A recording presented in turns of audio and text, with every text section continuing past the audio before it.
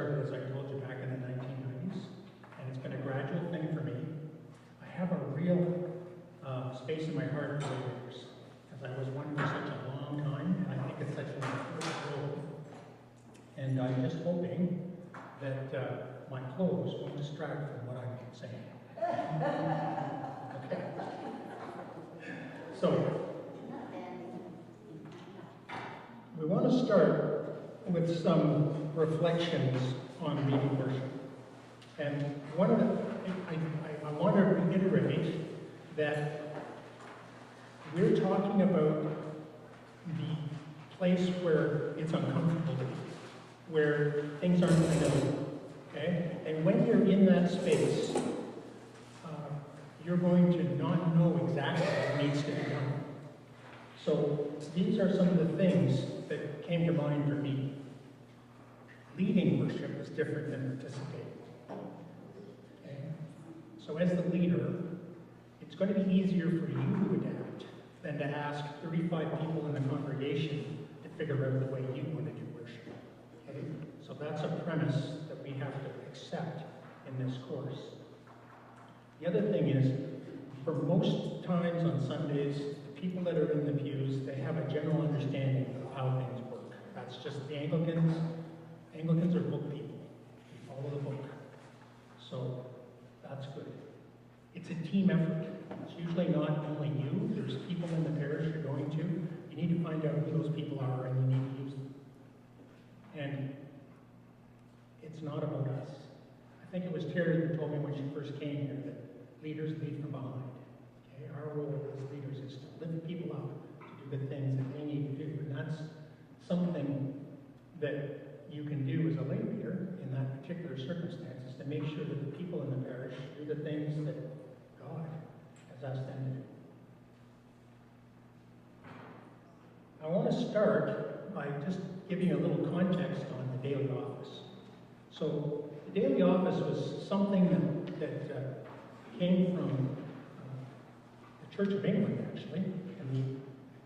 But when you look at the history, in the 8th century, that's the Roman Catholic Church, back in the time when there were monasteries and convents and there were cathedrals where there were services going on all the time, they used to have service schedules like this. And they had a different service every 3 hours through the day. Lauds, Prime, Tierce, None, Vespers, Compline. Okay? And then that was very much a monastic cycle of prayer. This is not the cycle of prayer that the average person could reasonably be expected to do. These were prayer warriors. This was a time when sovereigns and countries believed that having people do this kind of prayer was as important as having armies in the field. It's not the concept today, but back then that's what it was. These people did this all the time. Now, in the mid-1500s in England, Archbishop Thomas Cranmer was working on Book of Common Prayer. If you remember, King Henry, he wanted to divorce his first wife, Catherine, and he had an argument with the Pope, and he decided to make sure he was the head of the Church of England. And at the time, after Henry died, his son, Edward, became king, and it was an opportunity for a number of reformers to get some control in the country and in the church. And they started to do work on a prayer book. And Thomas Cranmer began to move to bring daily prayer that used to be in the monasteries to the people. And he did it in the BCP. And it didn't function the same way as monastic cycle of prayer, because it's not possible for people who were working 12 hours a day, 7 or 6 days a week, to pray every 3 hours. So what he did was he combined services so that the public could be means for the public to read and hear Scripture. So the Book of Common Prayer, morning prayer, consists of elements taken from the traditional offices of Matins, Lauds, and Prime. And if you remember, Matins lauds and prime are the first 3 services in the day. Okay? And then for evening prayer, it consists of elements taken from the traditional breviary offices of Vespers and Compline. But the daily prayer services of Tierce, Sexton, Nome are used. So Cranmer left a legacy in the prayer book of 2 chief prayer services, one at the beginning, one at the end of the day. And that was something that lay people could participate in. And it was filled with scripture, hymns, and prayer. Now I just want to say that a lot of the detail that's on these slides is also in your handouts, and I printed them off. So take notes on the overheads, on the key ideas that you want to remember. And I'm also open to having questions during the presentation if you raise your hand. Stand up and wave both if I'm not looking, and I will stop. Now, to get to where we are today, back in the 20th century, seems strange to say that, isn't it? Back in the 20th century.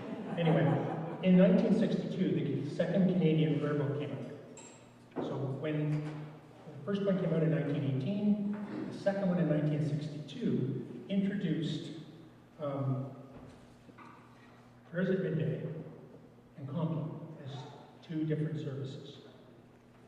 They're not very long, but they are in our prayer book, and they're also in the BAS, or the BAS supplement. And if you're looking for an office to do that fits into your life, for me, Compline is the one, because during the day, I have meetings at lunchtime, and sometimes stuff happens in the morning and the evening, but just before bed is when Compline is done. So I have it on my phone, and I do it at night. So now we have in our prayer books this cycle: morning prayer, prayers at midday, evening prayer, and Compline. So it's there. When the priests and when the clergy meet for their clergy conference in August, we do that cycle when we're together. I can't say every member of the clergy does all 4 of those during the day, because if you remember back when Thomas Cranmer made this, he was taking something that was done in monasteries and convents and tried to make it practical, a practical way to bring scripture, hymns of praise and whatever to the people. So it may not be possible to do all of these. But as lay readers, we need to know what these are, because we may be called at some point to lead. And in most cases, the rubrics in the prayer book give you clear instructions on how to do that.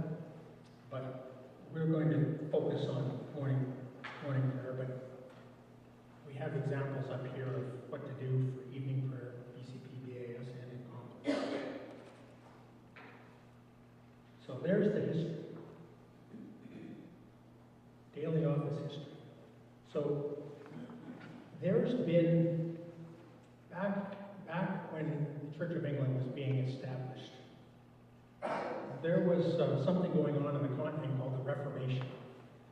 And the Church of England originally was no different than the Roman Catholic Church. When Henry split, the services were the same. The difference was just who was in charge in England. But over time, the Reformers influenced the Church of England, and they brought in a lot of ideas. And one of the things was that communion became a little more infrequent. So when you think of a service where the focus can be on the sacrament, where the focus can be on the Word, the Bible, and you look at our communion service, and you look at our morning prayer service, you can see where the influence, and one of them is more sacramental, and the other one is more on the Word. We found that as the Reformers gained traction, communion became less frequent. And it might have been once a quarter. And then in the 19th century, something called the Oxford Movement started, and there became a Catholic revival, and it encouraged weekly communion. And then we got into this period before we got into the 20th century, especially in Canada and in England as well, of alternating morning prayer and communion. Morning prayer and communion. And in the 1980s, after Vatican II, there was a lot of scholarship about, well, what was the original church? What did they do in the original church? And there was an acceptance that the centrality of the Holy Eucharist to Sunday worship, that was key. So what they're doing is that, you see, the development started here in the 1600s, and now they're jumping earlier than the 15 or 1600s back to saying, well, communion used to be the key service. Why aren't we doing communion regularly on Sundays? So you've got this pattern of worship where for some churches in our communion, it's communion every Sunday. For some, it alternates Sundays, morning prayer and communion. And in other places, it might be morning prayer except for communion once a month or once a quarter. It just depends. And when the church was first being established here in New Brunswick, when they had priests that did the circuit around churches, morning prayer would have been, the principal service on Sunday for most communities. And what that tells you, or should tell you, is that you are part, as a leader in morning prayer, of a very long and honored tradition of leading the principal service on Sunday, which is morning prayer. Now, the service options. What could happen on a Sunday? Well, your principal Sunday service, you could be called to do something in the evening, so you might have to do evening prayer. It could be the morning. And think of all the different, we're going to try to introduce you to the different types of resources that are available to help you fix a service. Now, in most cases, what I have up here, trial rites, for example, I've never even used a trial rite myself, but they exist. Service of the Word, we did that today. And I did it on purpose because a lot of people probably don't even know that it exists, but it's there. It's available on the internet. And there may be parishes, Leo came from one, where they used to use it regularly. So if you were called to go there, and you weren't aware of what this SW1 was, well, now you know what it is, at least. And, of course, your BAS and PCP. So the daily offices, morning, midday, and evening prayer, Compline, also called night prayer in our BAS. And they come in the BAS, the BCP, service of the Word, trial rites. So these are all different options that you might have as a principal service on a Sunday. And that's what we're really focusing on right now. But doing these services at other times of the week is going to be less complicated than it is on Sunday. Okay? Less complicated, because you probably don't have wires, maybe in a less formal setting, etc. So, we're a little early, so I'm going to push on and we'll stop when we get there. So I want to talk now about leading services. I told you earlier we're going to concentrate on morning prayer, used at the principal service on Sunday. And then I want you to understand the flexibility that you have in those services. Not so much that you can wow people with your knowledge, but when you're moving into a place where you're not familiar with the congregation, you've got to understand that there's quite a variability in how those services are applied in a community. So you may do it one way in one parish, and the next parish beside may do it completely different. For example, in St. John, I come from the parish of East St. John, which only uses the BAS. And I could send someone for some reason, for whatever reason, if St. Mary's and St. Bartholomew's had all of their clergy retired and honorary and whatever, and all the lay readers and anyone else that could lead a service not able to take it, and they called one of my lay readers, they would be asked to do a BCP service, because they're a BCP parish right next door. Okay, so that's the challenge. Understand the flexibility. And then I want you to be familiar with the burial office. You may be asked to lead it. If I look at everyone in the room, maybe one person in their career might be asked to do it, but this is always also going to be able to help you that you're filling in when they're on vacation. Now, preparing for worship, there's a handout that covers this. So some of the detail I'm going to talk about, you don't need to worry about writing it down. If you look in your booklet, it'll be morning and evening prayer notes. It'd be better if you didn't read it, I think, while I'm doing it, but just to know that everything I'm going to say is going to be on it. So if there's something that comes to mind that I don't say, that's what you need to write down. And if you have any questions, let's take time right now for any questions on what I've talked about in terms of history. And like, are there any questions at all? Yes. Yeah. Go ahead. You started first. Yeah. Is the service of the word in the BAS? Is the service of the word in the BAS? Good question. The service of the word is in a book called the BAS Supplement. And the BAS Supplement, some churches will own it, but it is available online, and there's a link to that in the presentation at the end. Okay? And Cleo and I have arranged to take that little piece of the service out of that book and have it available on your, it will be available on your website to download with my little notes on the side about where you can put hymns and things like that. Okay? In the back. I was just wondering, is there a set number of communion services or BCP services that the bishop or the diocese says a parish should have in a month or a year? Or... Good. So is there a set type of services that a parish should have? The answer is no. There are a bunch of services that are authorized. The bishop authorizes us to use the BAS and the BCP. And in the BAS, there's a bunch of services that are not in the green book we use, that are supplements to it, that most parishes have not bought, but some parishes do. And as a lay reader, I just want to make sure you're aware of what those services are. And if you need to find them, they're available on the Anglican Church of Canada website under resources. They're liturgical texts online is what they are. And there'll be a link at the end. So sort of further to that, if, and I don't know our parish that would do this, but just use BAS. Yes. Is there anything that says they have to do BCP? Or is this just, this depends on the rector? It kind of depends on the rector. I think that the general direction out there is that the bishop would like parishes to be familiar with both. And we do use both in my parish, but we have a lot of children in the service, and the parish likes BAS, so that's the one we use the most. So the point is, the answer to your question, you need to find out what they're used to doing and what they want you to do and adapt to it. So the rights that I'm talking about are all ones that are authorized in the church.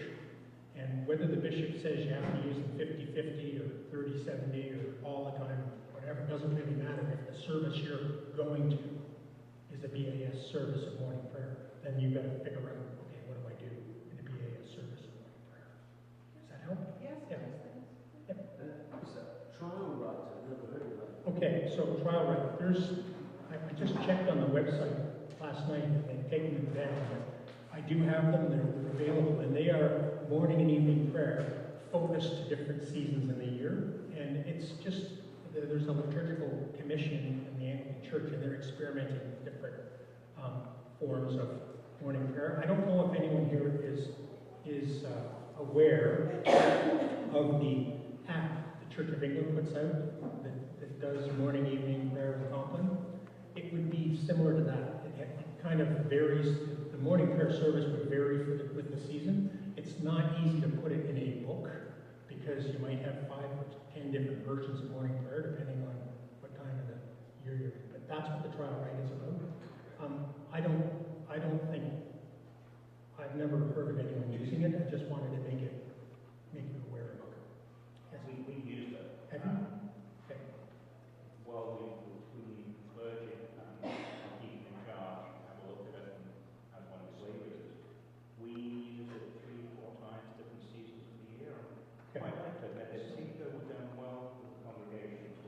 So there's a parish that's used the trial right. So I wouldn't say that it's probably being used regularly anywhere. And there's a question in the back. Back in the late 70s, when I took my very first New Year's course, we were told that we could do anything in the church but marry or bury. And if Bishop Nutter said you were asked to do one of those two things, call the bishop's office right away. Right. When did it change? Okay, so to marry, you need a provincial license. So I don't know any lay reader that has a provincial license, but there's nothing stopping the bishop, I don't think, from arranging that. But you couldn't do, obviously, a marriage service and communion. What I'm talking about in terms of a burial service, it's an office. When we talk about offices, that is something that anyone in the church can do as a member of the church. Whether you're authorized to do it is a different thing. So, like I said, it's an introduction, so you're aware of what it is, and all that it ever does for you is help you understand what the rector goes through. Or if the rector's away and can't get back for a day, and he says, go visit someone and arrange the funeral, then that's the kind of skill that or knowledge I'm trying to give you. So it's not, I'm not saying that the bishop is going to ask you to do burials, because I don't think that's not going to happen. However, there are ways that you as a lay reader can support the ministry team by maybe doing a piece of the action. But in order to understand your piece, you need to understand the whole thing. Okay? Yes? Funeral service. Funeral service. Being in the rural area, Yes. to have a local funeral home, it's almost happened, almost, they could get no priest at all to do a burial, Right. or to do a burial service. It was a commotion. As a lay reader, I almost got asked to do it. Right.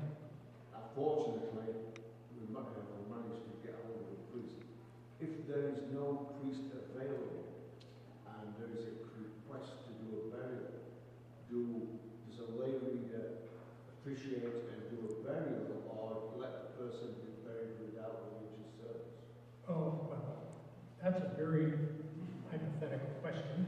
The way, and I'll put myself, I know it could happen, so I'll put myself, I stand here in the camera, I'll put myself in the lay reader's shoes. The first thing I do is I call my warden and my archdeacon, okay, and lay out the situation, and then pray about whether you're prepared to offer that skill or to do the service. And if they will give you guidance about what you can do. It may be that they say, could you visit the family for me? I'll be there tomorrow. You know, but without understanding what's involved in the burial service, because you know the service is very small. It's the stuff that's done before the service that where you could really be helpful to someone who has to come from a long distance. Because being there on the day of the service and not knowing anything about the person that's died, not understanding the arrangements and what the family wishes are, all that kind of stuff, that would be very difficult for me if I was officiating, and I'm sure any of you, if you had to. You just can't go into this stuff cold. Yeah. I know you haven't dealt with it and hasn't been mentioned, but what about baptism? Baptism, to my knowledge, that's not something lay readers do at this point in time. Because I mean, we do have provisions for emergency baptism, I know that. But we're getting into the theology and doctrine of the sacrament. And I don't know that I'm prepared to get into that, but that's not part of what we're here today to talk about. Yeah. So it wouldn't be something I wouldn't touch that with a 10-foot pole if I was a leader. You're likely to get yourself into lots of trouble. Or work, explaining yourself after. Just further to the burial service. Yeah. This past summer, I felt strongly called to do the interment of ashes for my father. And he had died in the parish where he was no longer a minister available. And I did exactly what you said. I called the warden of lay readers. She contacted the archdeacon.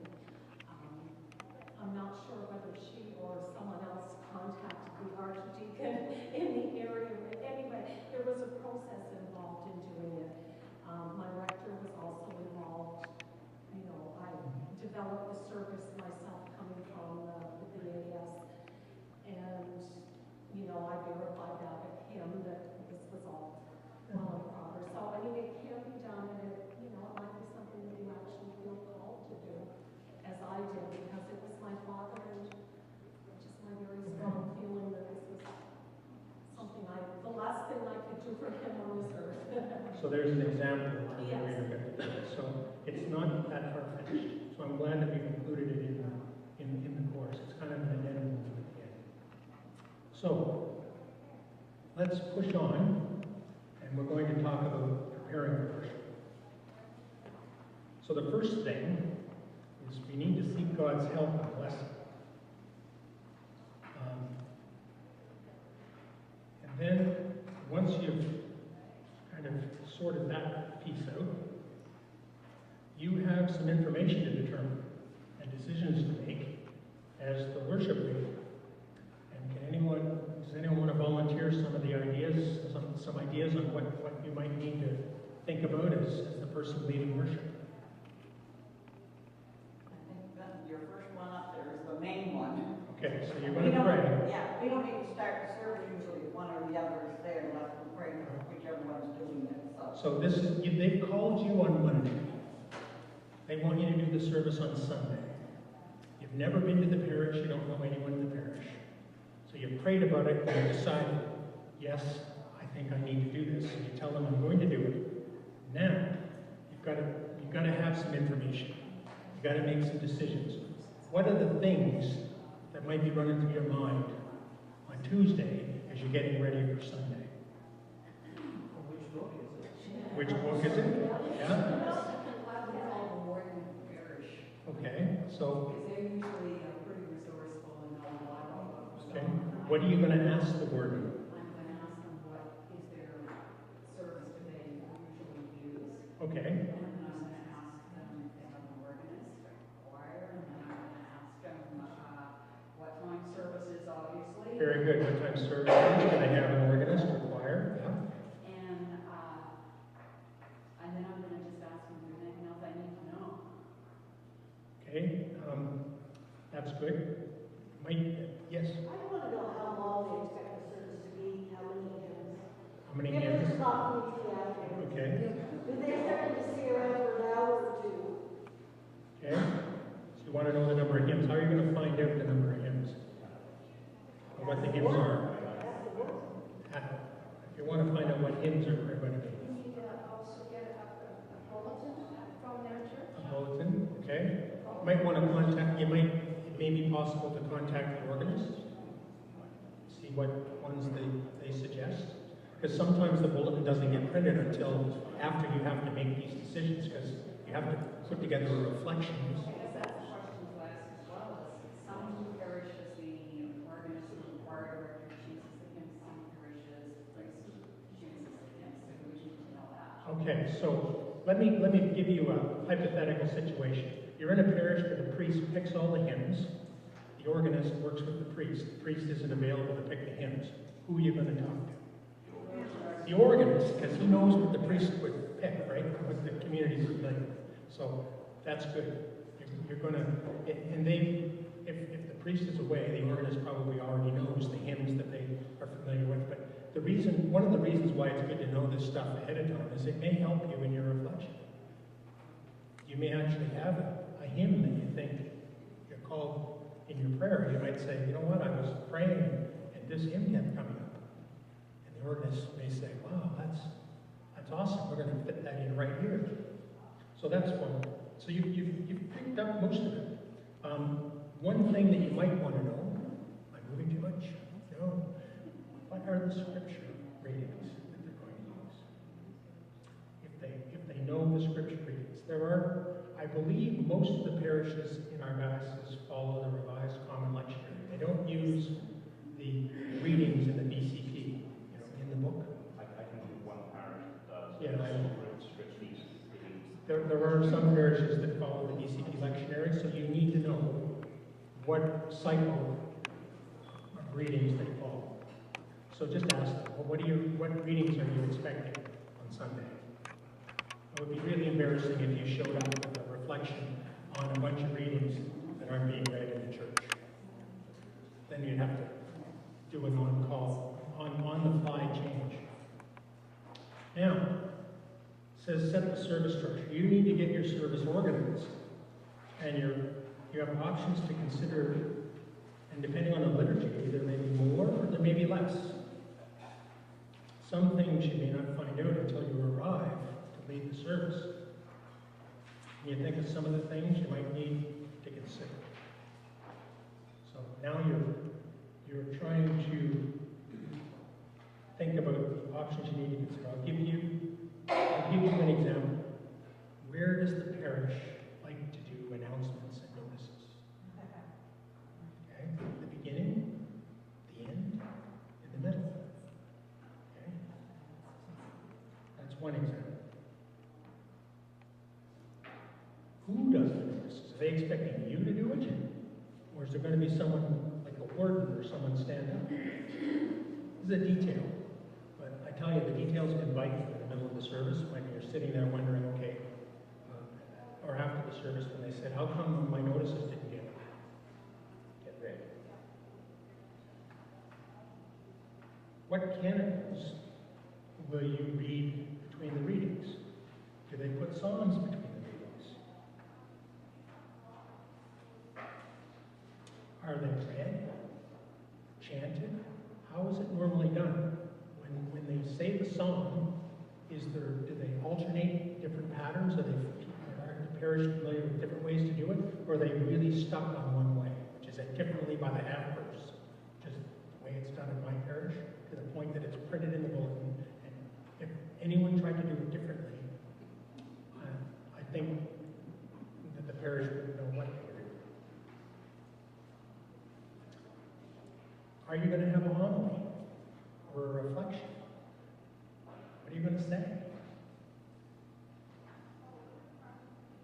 To take that little piece of the service out of that book and have it available.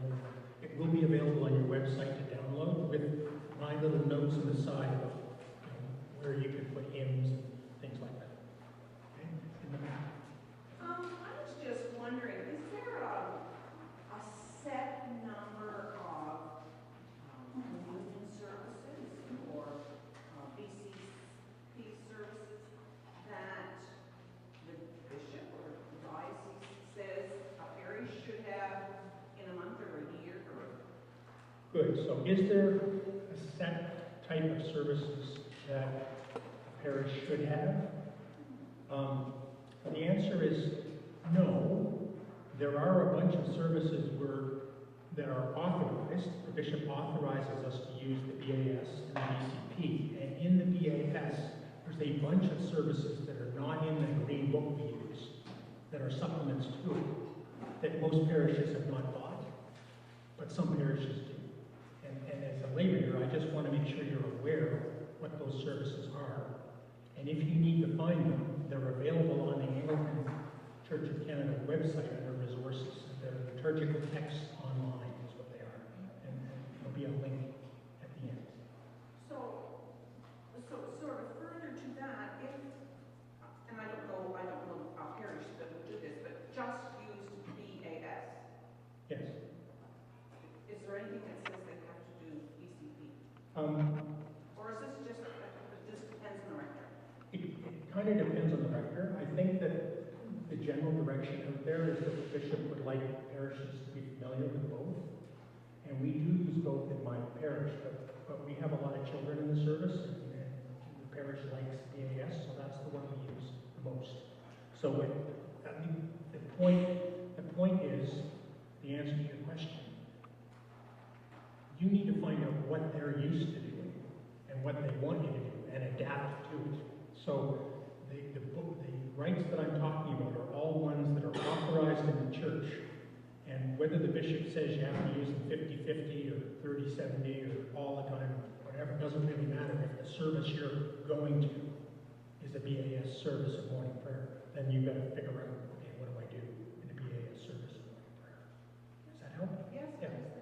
It's a trial right, I've never heard of that. Okay, so trial right.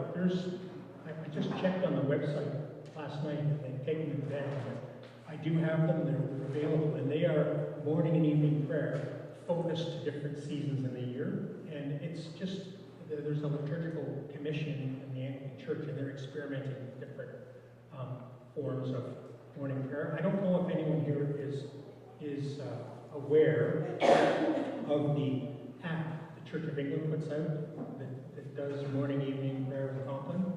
It would be similar to that. It kind of varies. The morning prayer service would vary with the season. It's not easy to put it in a book because you might have 5 or 10 different versions of morning prayer depending on what time of the year you're in. But that's what the trial rite is about. I don't think, I've never heard of anyone using it. I just wanted to make you aware of it. Yes. We use it. Have you? Okay. Well, the clergy and keeping in charge have a look at it and as one of the leaders. We use it 3 or 4 times, different seasons of the year. Okay. Quite like it, and it seems to have done well with the congregation as well. So there's a parish that's used the trial rite. So I wouldn't say that it's probably being used regularly anywhere. And there's a question in the back. Back in the late 70s, and I took my very first New Year's course, we were told that we could do anything in the church but marry or bury. And if Bishop Nutter said you were asked to do one of those 2 things, call the bishop's office right away. Right. When did it change? Okay, so to marry, you need a provincial license. So I don't know any lay reader that has a provincial license, but there's nothing stopping the bishop, I don't think, from arranging that. But you couldn't do, obviously, a marriage service that had communion. What I'm talking about in terms of a burial service, it's an office. When we talk about offices, that is something that anyone in the church can do as a member of the church. Whether you're authorized to do it is a different thing.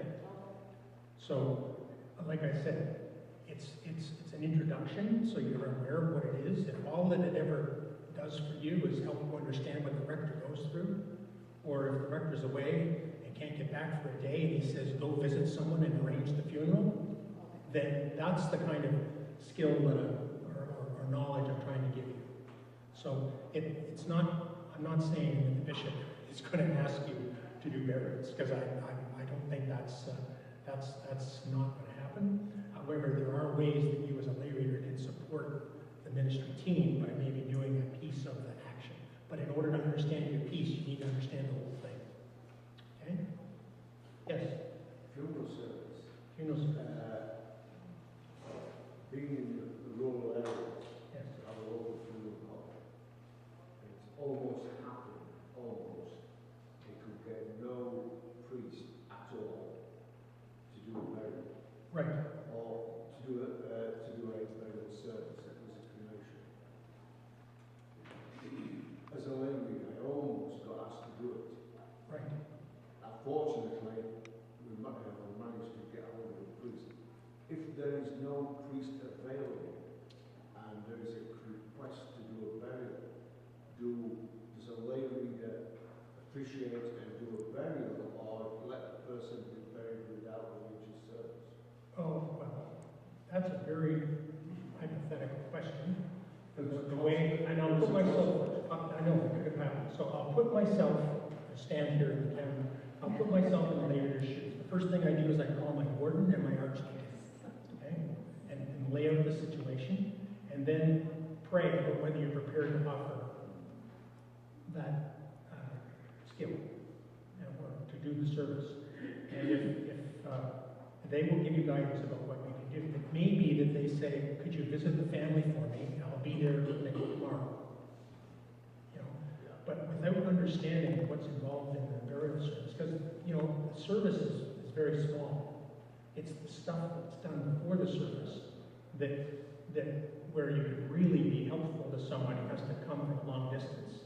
Because being there on the day of the service and not knowing anything about the person that's died, not understanding the arrangements and what the family wishes are, all that kind of stuff, that would be very difficult for me if I was officiating, and I'm sure any of you, if you had to. You just can't go into this stuff cold. Yeah. I know you haven't dealt with it and hasn't been mentioned, but what about baptism? Baptism, to my knowledge, that's not something lay readers do at this point in time. Because I mean, we do have provisions for emergency baptism, I know that. But we're getting into the theology and doctrine of the sacrament. And prepared to get into that. Like, that's not part of what we're here today to talk about. Yeah. Yeah. So it wouldn't be something I wouldn't touch that with a 10-foot pole if I was a leader. You're likely to get yourself into lots of trouble. Or work, explaining yourself after. Just further to the burial service, this past summer I felt strongly called to do the interment of ashes for my father. And he had died in the parish where there was no longer a minister available. And I did exactly what you said. I called the warden of lay leaders. She contacted the archdeacon. I'm not sure whether she or someone else contacted the archdeacon in the area, but anyway, there was a process involved in doing it. My rector was also involved. You know, I developed the service myself coming from the BAS, and, you know, I verified that with him that this was all well and proper. So, I mean, it can be done, and it, you know, it might be something that you actually feel called to do, as I did, because it was my father, and just my very strong feeling that this was something the last thing I could do for him on this earth. So there's an example of where you're going to do it. So it's not that far-fetched. So I'm glad that we've included it in the course. It's kind of an addendum at the end. So let's push on, and we're going to talk about preparing for worship. So the first thing is we need to seek God's help and blessing. And then once you've kind of sorted that piece out, you have some information to determine and decisions to make as the worship leader. And does anyone want to volunteer some of the ideas, some ideas on what you might need to think about as the person leading worship? I think that your first one up there is the main one. Okay, so you're going to pray. Yeah, we don't need to start the service usually if one or the other is there, unless we pray for whichever one's doing it, So they've called you on Monday. They want you to do the service on Sunday. You've never been to the parish, you don't know anyone in the parish. So you prayed about it and you decided, yes, I think I need to do this. So you tell them I'm going to do it. Now, you've got to have some information. You've got to make some decisions. What are the things that might be running through your mind on Tuesday as you're getting ready for Sunday? Which book is it? Yeah? Okay, so... Because they're usually pretty resourceful and know a lot about books. Okay, what are you going to ask the warden? I'm going to ask them what is their service do they usually use. Okay, And then I'm going to ask them if they have an organist or choir. And then I'm going to ask them what time service is, obviously. very good. What time service is? Do they have an organist or choir? Yeah. And then I'm going to just ask them if there's anything else I need to know. Okay, that's good. Yes? I want to know how long they expect the service to be, how many hymns.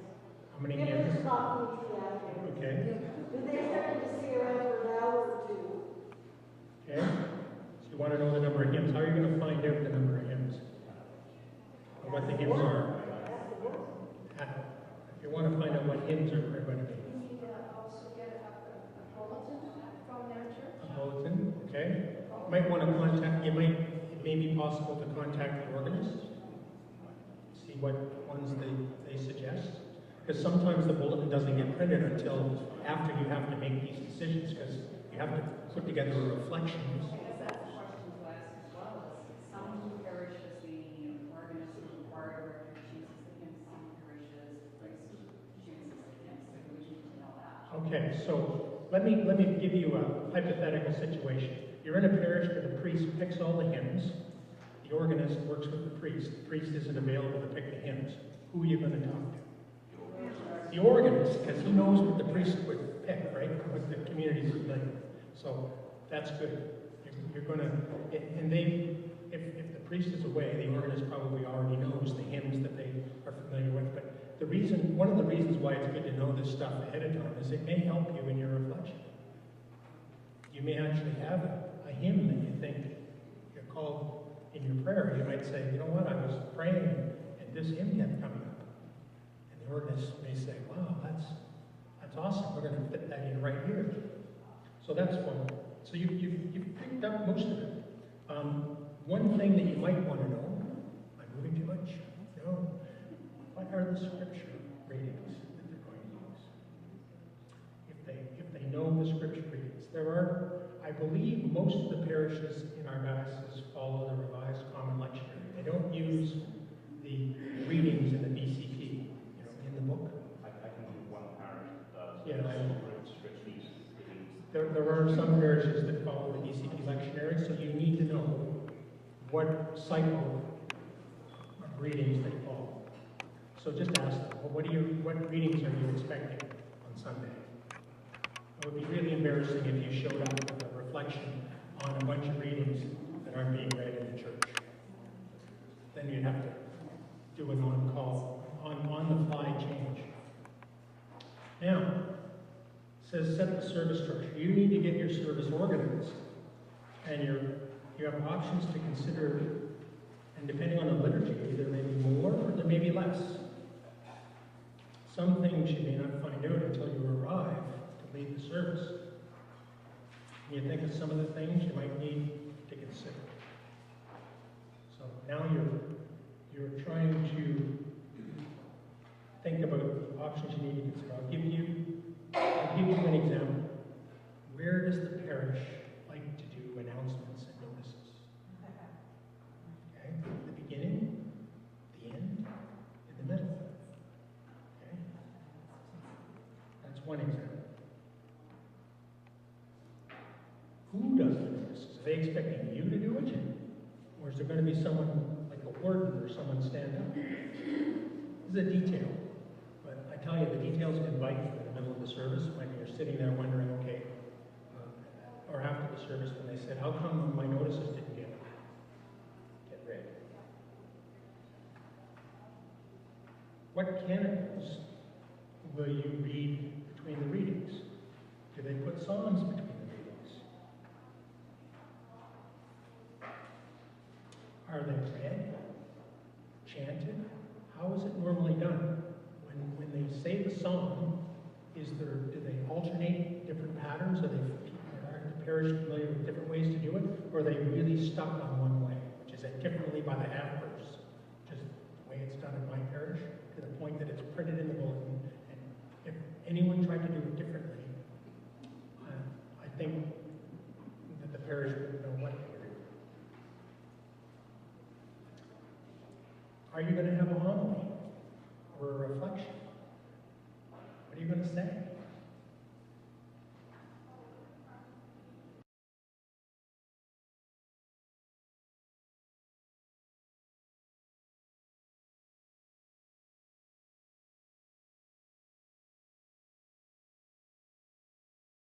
This is the one I like. How many people here have done a children's talk?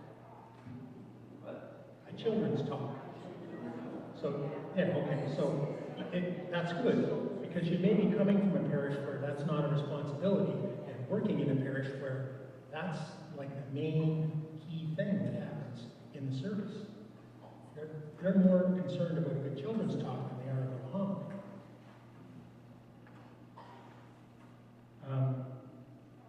Who's going to lead the intercessions? Now, some of you may have been at the course we had on prayers of the people, and you know that can be a fair bit of work preparing prayers of the people. So it's good to know whether you have to do that or not, or whether that's done by someone in the parish. Is there music? I was, as a lay reader, taking services at a small little country church in Halifax, in the Eastern Passage, and quite often there was no organist. So I had to lead the hymns. Not easy when you're not a real good musician. I don't profess to be one, but those are things you need to know too. And if that's not something you do, maybe there's someone in the parish that can do it. And what are the hymns? Who selects them? Where are they normally placed So in a service, you may be familiar in your church, we have hymns at different places, but there are alternate places we can have hymns, and some churches may have more hymns than others, and you need to know, like, do they start like a worship set at the beginning of 3 hymns, or is it just one? How does that work? Service has a flow and movement. So when you're actually doing the service, is there a choir? If there's a choir, does the choir expect you to lead a prayer with them before the service starts? If there is, and you're not good at doing it just, I call it a cappella, without any notes, then you need to be prepared for that. The best prepared. How are you going to get in and get out? I don't know how it works in your church. Some churches have processions. Some churches, like mine, we just kind of show up at the front and the service starts. Churches are different. And what do they expect? And well, you need to acknowledge the altar. I don't know what the practice is in your church, but in some churches, they expect a certain reverence, and it's good to follow the custom and practice of the parish that you're in. And another way is, what are you expected to do when the collection is taken? Do they expect you to move from a prayer desk up to the altar? How is that done? It can be confusing in the middle of the service if you haven't got that figured out. Like, okay, it's going to come up. Am I supposed to take it at the altar and leave it there? And then where do I do the prayer? These are not, I'm not raising these up as problems. These are just, if you have the answer to these in the middle of the service, it doesn't come up while you're trying to read a prayer thinking, what do I do next? And trying to do 2 things at the same time. If you get these things ironed out, then things will go a lot smoother. Because remember, you're working in an environment where the parish prayers may not be familiar. So what you're used to doing may not be the same as what you're being expected to do. So a lot of the stuff that I've raised in your own home parish, you don't even think about it because, well, you know the answers to these questions. It's the way we always did it. But the way we always did it in the parish of Richmond may not be the way they always do it in the parish of East St. John. So, a little exercise here. Just out loud, can we name 5 different liturgies you could use for a principal service? Anyone?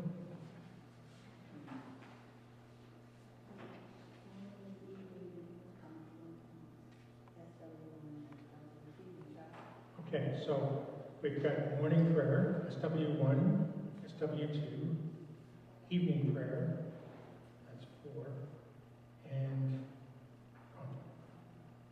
Good. So compline is unlikely to be principal service. It's unlikely to be, but it could be the service that you're called to do. So, good. So, yeah. A carol service, yes, absolutely. But within the context of what we're doing, a carol service would be something that either the parish develops or you would go to occasional services. I mean, we can talk about this at the break.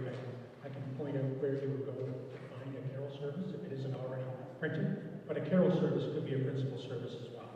Good. There's another one we do in Lent, is Stations of the Cross. Stations of the Cross. And that is led by a lady, even the reckless Right.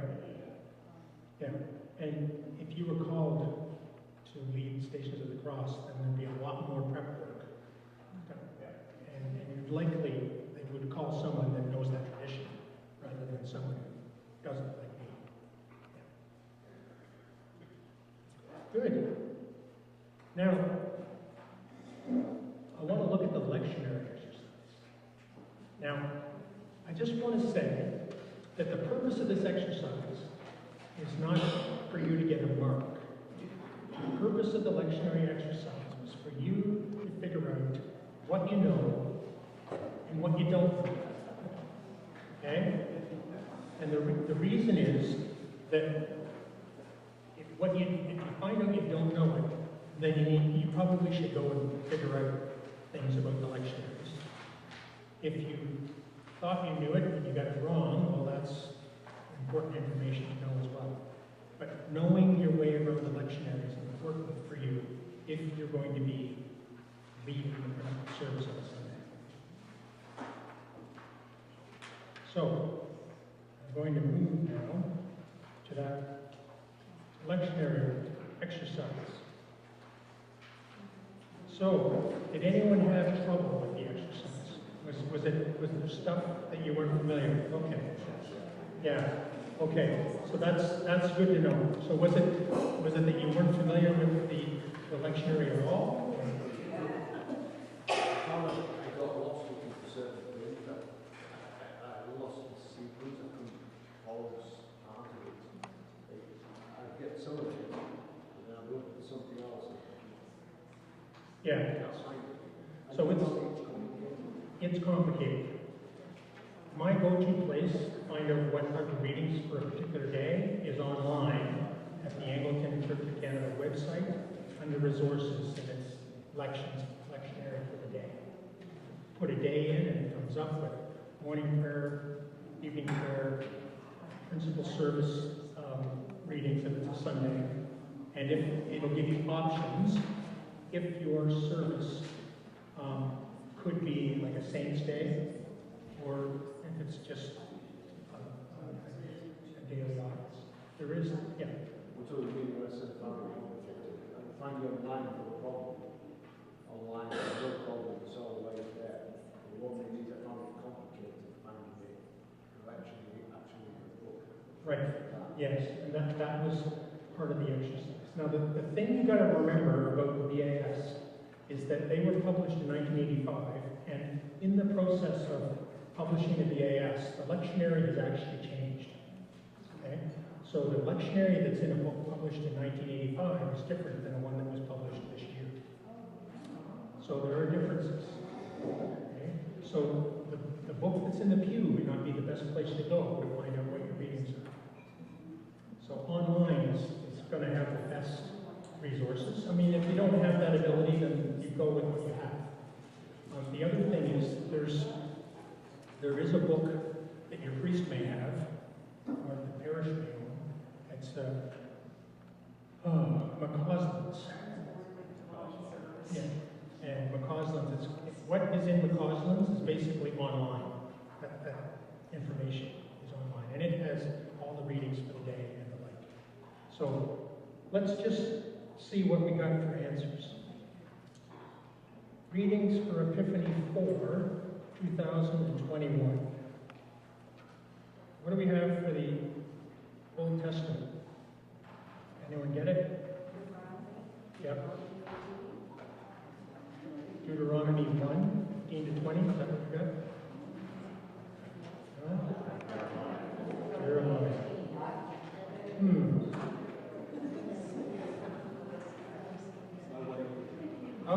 How about the readings for Sunday between the 5th and 11th of June, 2022, Proverbs 10?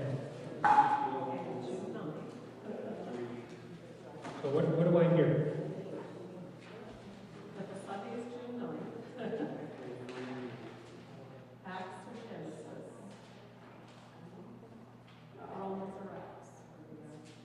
So, principal service, I have 1 Kings 7, 8 to 16, and with an option to go to 17 to 24. That's 10. And see, you need to know, the thing is, you need to know the year, whether you're in year A, B, or C. Okay? And in the beginning of that lectionary, it'll tell you what that is. So,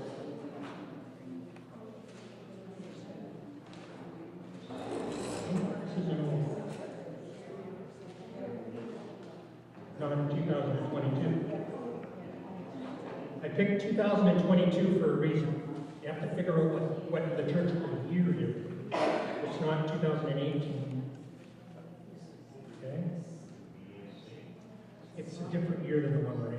that's your seat. Yeah. So the reason why I picked that one is that that happens to be a Sunday where the old BAS books are different than the new BAS books. Okay? That was a trick question. And you can find the daily office readings on page 477.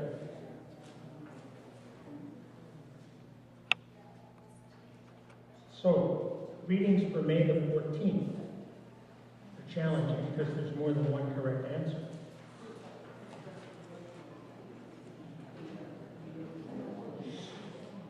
If you were doing morning prayer as the principal service on this holy day, you could use the readings for May the 14th for St. Matthias. That's on page 407. If you were following the daily office lectionary, then it would be different.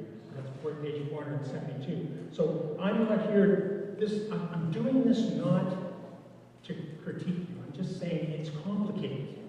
And if you're not sure what the readings are, like if the parish doesn't know and you don't know, get help. Find out. If you're going to visit another parish, ask your incumbent if you're not sure. Well, what readings should I have for that day? Okay? And if you haven't used the online resource, do the exercise again, try the online resource, because you've got my answers. I'm pretty sure they're right. Now, the BCP daily lectionary exercise. And I had some questions there. Now, in the Diocese of Fredericton, since the 15th of November 2003, Episcopal Directive 1.2 has suggested a revised common lectionary and its corresponding calendar to be used at principal services on Sundays. That's for services of work, that's the daily offices. But the BCP may be used on weekdays, festivals, or special occasions, and we already know there is a parish out there that uses it on Sundays as well. So you're going to need to know whether they use the BCP lectionary or the BAS lectionary. So the answers are on a piece of paper there, and I will be around at lunchtime if you have questions about how come your answers are different than what I have here. So we're not going to go through all that. The purpose of this exercise, as I said before, was just to let you know it's not as simple as we might think. So when we see the services in the bulletin, it's complicated. And we want to make sure that we have the right services when we're visiting another parish and we're leading services there. It may be, for example, that there's I think I may have had this question on here.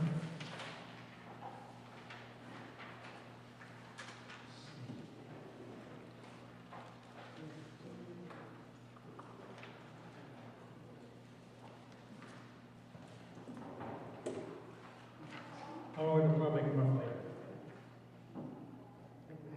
So here's the final thought on this. So you have just been asked by the wardens of St. John the Baptist Anglican Church in Gotham City to lead the Sunday service on the 24th of June, 2018. Is there anything you might want to ask the wardens? Do I have to? Where's Gotham City? That's what I was waiting for someone to say.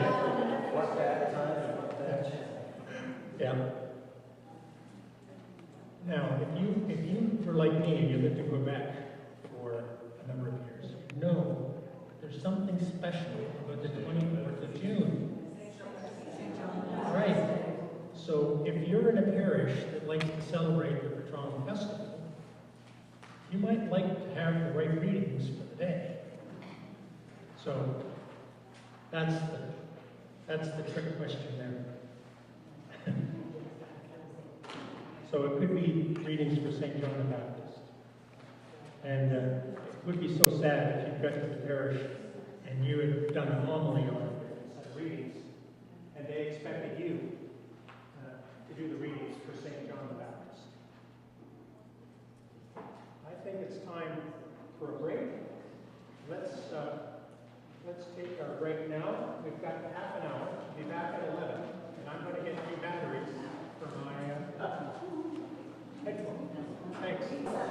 Okay, everyone, let's take our seats and we'll get started again.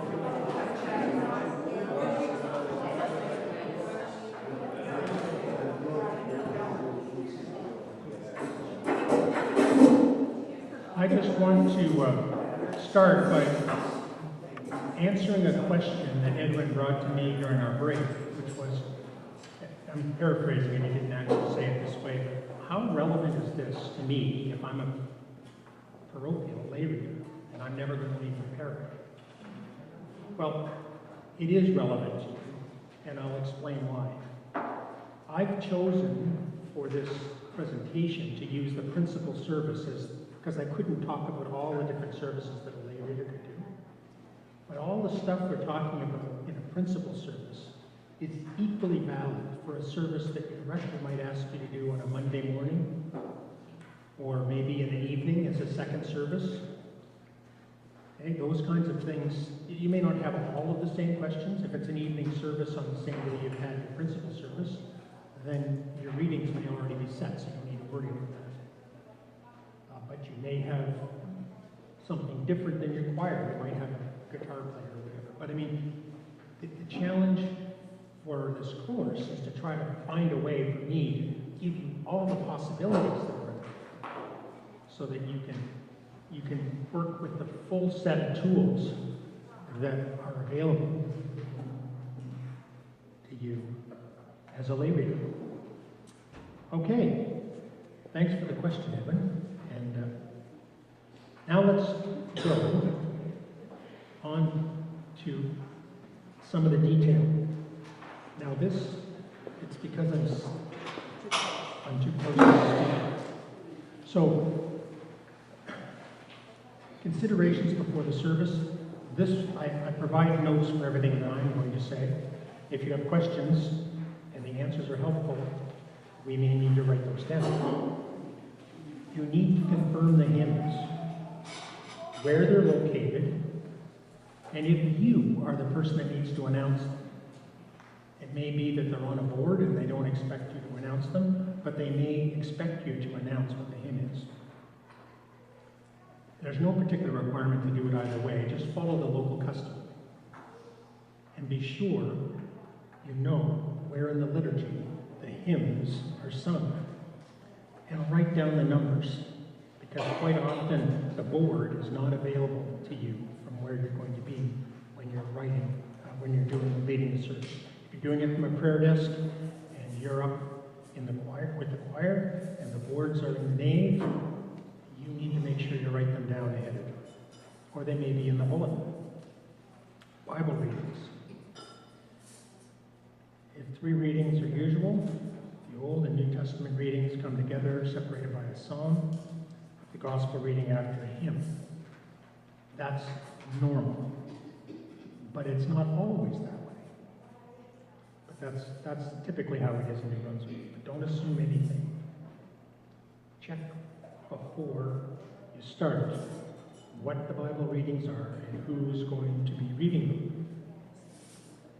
One thing that's could potentially interrupt your service flow while you're leading it is collection. Find out when it's normally taken,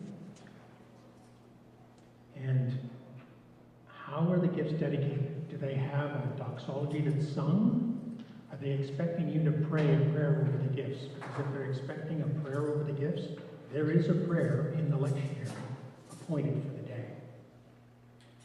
There may not be any collection. But if there is, where will it happen? Where do they expect you to be to receive it? These are the things that you might know in your parish, but it might not be the same in another parish. For your song, check how it's usually read. I remember the first time I went and worshiped in a parish where they chanted the psalm and they used a responsory, which is completely different than what I'm used to. If you don't know what that means, a certain part of the song is read by a reader, and then there's a refrain that's sung by the congregation.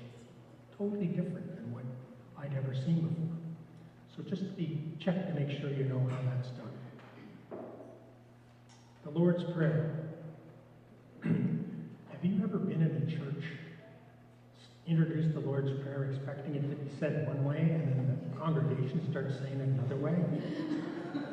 Yeah, it happened to me in my own parish. So just check.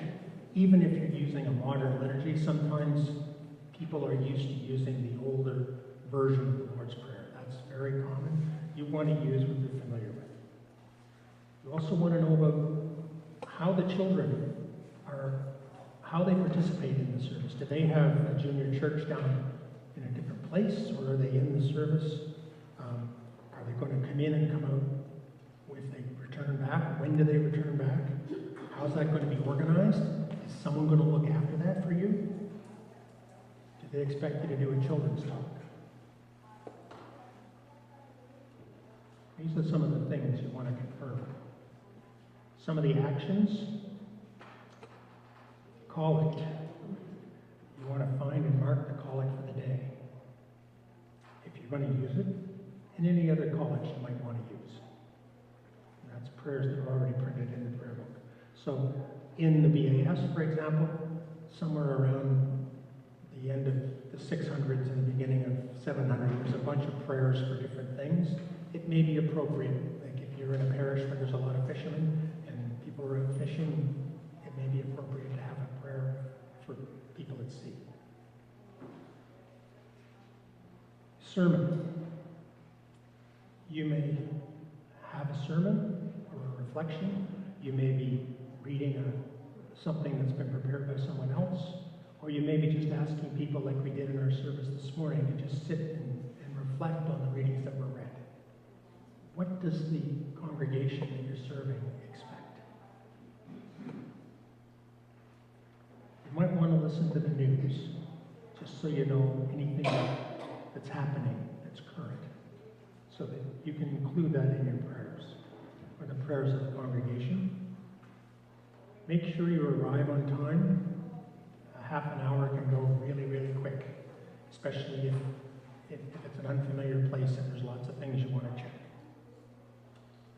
And for the sound system, if you're using a microphone, check the battery, sound levels, and know how to operate the mute. Nothing worse.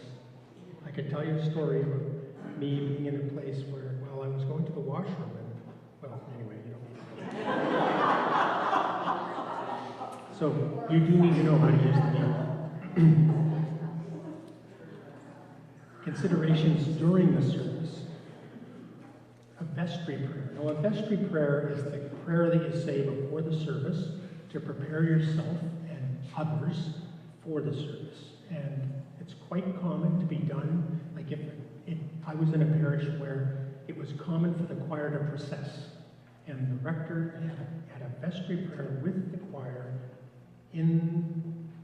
just outside the nave, just before they processed in. If that's what they expect, it's good to have something ready. And if you do an internet search for vestry prayers, there's lots of beautiful prayers that you can use, and if you're comfortable just saying something from the heart, then that would work too. You may want to give a welcome and an explanation at the start about why you are leading the service and not someone else, because it may be that you're being called in because someone's sick or whatever. So know what you can say and what you can't say, and introduce yourself. The goal here is to aim and look confident, even if inside you don't feel confident. Okay? I can remember when I was a server, and the rector at the time said, it doesn't matter if you make a mistake. If you look like you know what you're doing, they think you know what you're doing. So just act with confidence, and it will all work out. Try not to make unnecessary comments, apologies, or jokes to make up uncertainty on your part. Try to keep the focus on the service and aim to have people that concentrate on God. And be heard. It's a challenge, today for me to use this mic because I don't want to speak too loudly, but I have a very soft voice and there's a lot of echoes. So do the best you can to make sure that people can hear you. When you're leading the worship, I like to help people walk through the service. It may not be necessary. You may be the one trying to figure your way through the way they normally do it. But it doesn't hurt to give simple and clear invitations rather than commands like please, or we sit to kneel and pray, pause after giving an instruction to let people find their place or change posture. If you tell people, for example, the psalm today is Psalm 56 on page 200 and whatever it is, I always listen for the page rustling to basically go away, to know, okay, they're finally there. Now I can start. You need time for some people to get from sitting to kneeling and kneeling to standing. So if that happens, just be aware. No need to rush. Hymn numbers. If it isn't on a board where people can see it, you may want to say it a couple of different ways. Hymn 60. Oh, how about this? Hymn 15. Hymn 15.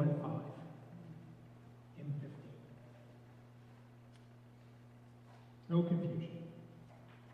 Starting off congregational prayer. When we were doing our service this morning, I started off. When I was praying alone, did you notice I was speaking faster than the crowd? But once you guys came in and you had your own rhythm, I wasn't trying to speak up to my level. I just slowed down to where you were at.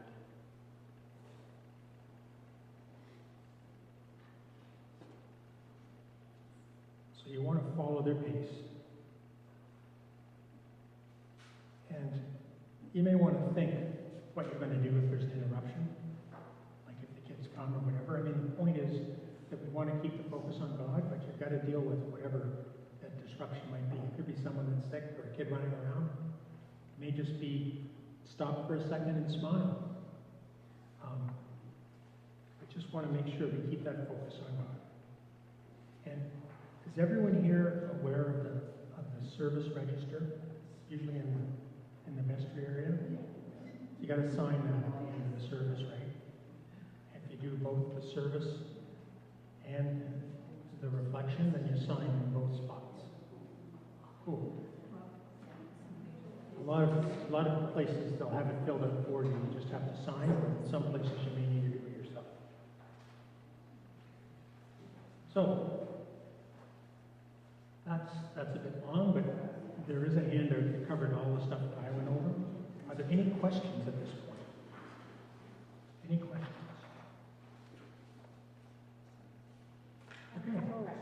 Oh, sure. Gowning.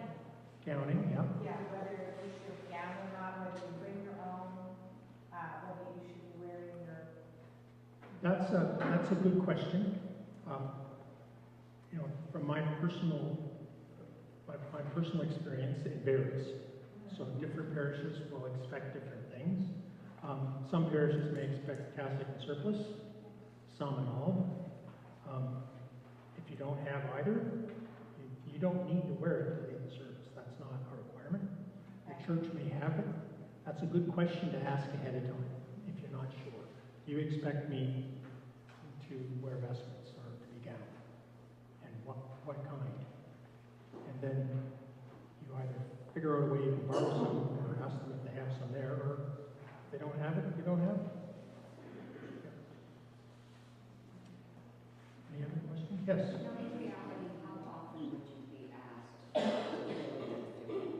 How often would you be asked to fill in a different parish? I have no idea.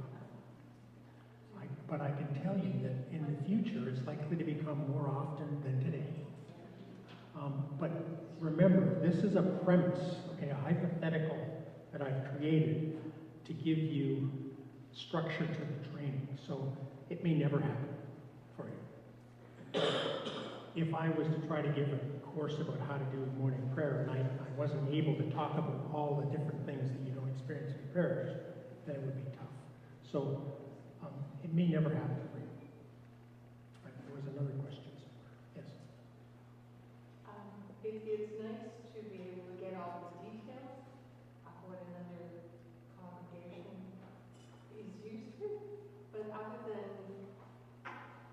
sure that, you know, you're in the right book, the right service. Is there anything essentially wrong with doing something differently than they? So that's a good question. Is there anything wrong if you've got the right book for doing things a bit different than the way the congregation expects? Absolutely not. However, you may get an awkward silence sometime, or when you introduce the Lord's Prayer in one way and they do it another, you may go, "Ooh, oops." But no, there's nothing wrong doing it differently. And in fact, you may have a congregation that comes and says, "Just guide us the way you want to do it." So do it the way you want to do it. But the premise of what I'm trying to say is that there's different ways of doing it. Easier for us to make a change in the congregation, but if the congregation is flexible, then you do it the way you feel comfortable, if they're willing to do that. But you may have to guide them through the service. It's been my experience, like I get a call Sunday morning to go to Pine Brook at 3 o'clock, and I walked in there and they said, "We're just happy you're here." Go Right. for it. Right, but so this is an example where you got a call and in the morning and you had to go somewhere at 3 in the afternoon to do a service, and they said, "Fine, do it the way you want." Well, the key thing is if you don't know if they're familiar with the rhythm you have, you just take the effort to guide them through and explain where you're going. That's all. And it may be identical to the way you're doing it, but if it isn't, at least they'll know where you are. Yes. Is there a difference between a parochial and a diocesan? Does it make a difference whether you do the service or not? No. No. But it's probably more likely that a diocesan lay reader would be asked to get outside the parish. But anyone can do an office. But why would you pick a lay reader from another parish if, you know, when there's, I really need to probably refer that to the warden of lay readers. It's typically the diocesan lay readers that are asked, and it really has to come from, if it's not, I'm sure it's a clergy that's asking you to go. The wardens can ask, but they should also be referring it to the archdeacon or whoever the incumbent is for that parish, before just calling you and saying, "Hey, can you come and do a service?" Unless that is your tradition and your incumbent is fine with you being called whenever to go. But it should, the archdeacon or whoever your incumbent is should know that a diocesan lay reader or a lay reader is being asked to go to officiate at a service. So it's just a checks and balances kind of thing. Same thing with Lana doing the office of burial. You know, it's a respectful kind of thing, and there are certain documents that the archdeacon may say, "I'd like to have this filled out by them or signed by them," or that type of thing. So there's just those little checks and balances. As far as what you're wearing, whatever you normally wear is fine too. I mean, if you want to be comfortable in front of that congregation and that's their tradition, great. But if you show up with your all and that's what you traditionally wear for a service and you're comfortable with that, wear your all and your medallion. You are a lay reader. But traditionally the ones that are going out and being asked to go out are the diocesan lay readers, because diocesan lay readers, one of the requirements is that that you prepare a homily or a message of some kind. That is a requirement for diocesan lay readers. Parochial lay readers do that very comfortably as well, and if that's your tradition, then that's great too. But just the checks and balances of working through whether your incumbent or your archdeacon knows that you have received the request is important. I don't know if that's what you do. Yeah. So all of that, all of the things that I want you to take away is that I may be talking about a principal service, but most of this stuff is equally applicable to a service during the week that you may be doing as a parochial lay reader in your own parish. So, good. All right, so we're going to look at example, morning prayer services. BAS and BCP. So, get my, pretend you're visiting a different parish than your own. So, when you look in your BAS for morning prayer, it should be around page 47 or something like that.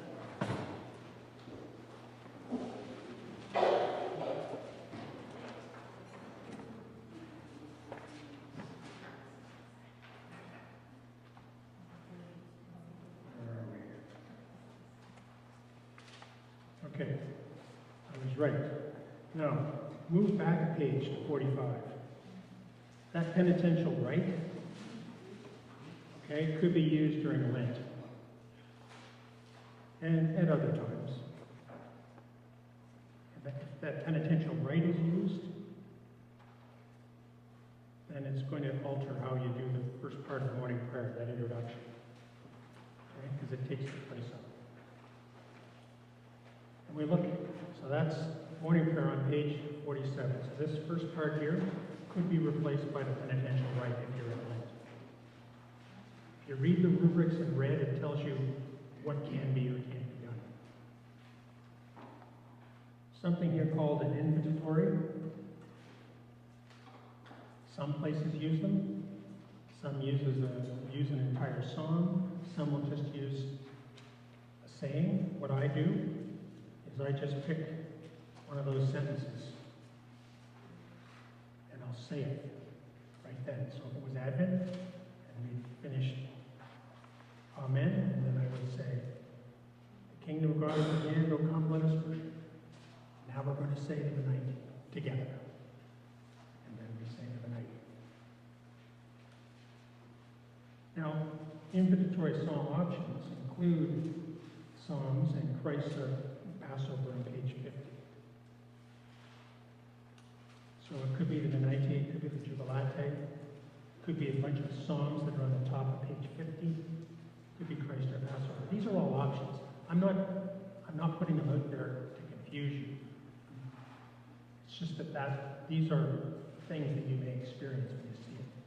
Normally, you're going to go with the Venite or the Jubilate.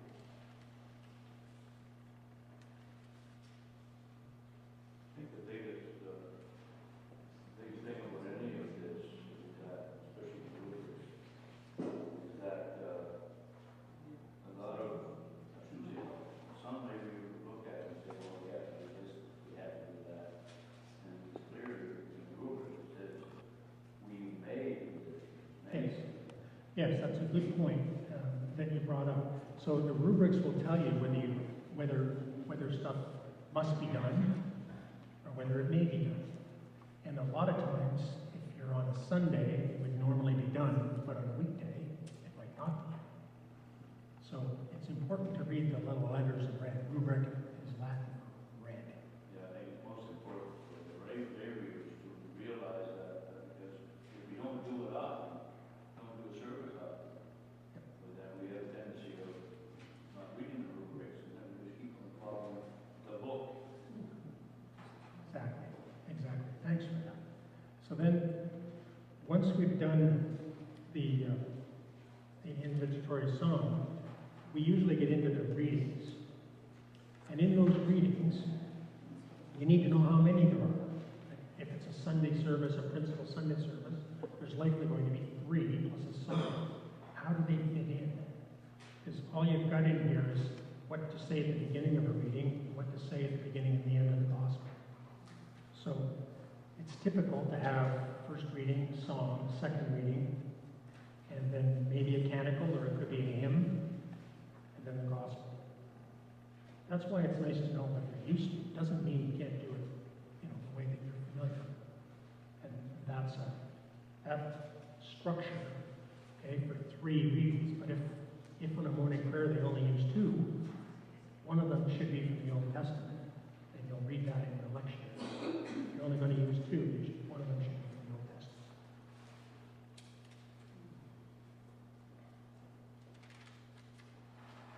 Yeah. Next. where are you going to put your hymns and your homily? So, do we have some examples of where we do a hymn? How many people have opening hymns? Probably everyone, right? And closing hymns? Yeah. Do you have a hymn before the gospel? Gradual, yeah, most places do. Do you have, do people have hymns sort of around where you do intercessions and thanksgiving? The reason why I ask that is it doesn't tell you in here where you need to put a hymn to take up the collection. So you need to know, well, where do they normally do it? I mean, you can do it anywhere. Say do it anywhere. You can put it where you're comfortable, but you need to make sure they know you're doing it and what it's for. Well, one other question you may want to ask is to do it also, because some people do it in the council steps, some do it in the pulpit, some do it down in the little congregation. Yep. And if you're used to doing that and you start moving and nobody else does, it can look quite awkward. That's a good point. So how a parish treats the gospel reading. So Mike just raised a point that some places they say it from in the nave, some may say it from the choir steps, some may read it from the lectern. And yes. We, at one time, we called the gospel, we said the first reading. Right, and that's it. The congregation sat down, actually. Right. So that would be following a BCP tradition where there are 2 lessons. And well, no, but when in the old BCP tradition, if you read a lesson from the gospel, it was just another reading, right? So this book is flexible enough to let you do that. It is. So whatever, that's another question that you can ask if you're not sure. Like, how should we do this? Now that it's less of an issue in Sunday on a Sunday worship because you've got 3 readings, but if you look at the daily lectionary, like for today and the service we had when we opened up, we had a reading from Sirach and a reading from Revelation. So there is no gospel reading. So you basically got 2 lessons. So you're not going to use the part from the gospel, right? Good. So we have. Where are we here? We don't know where we're going to put the hymn to take the collection because it's not on the book. It doesn't tell us where to do it. But typically done, I would say, before the intercessions and thanksgiving, after the affirmation of faith. That's where I've seen it most often. How are you going to structure intercessions? Is there someone you can call on? Or are you going to do your own? You're going to use one of the litanies in the book? I mean, you need to know that before you show up to the service. It's probably not a good idea to start your service without having that sort of thing. And you'll want to know if you're doing it.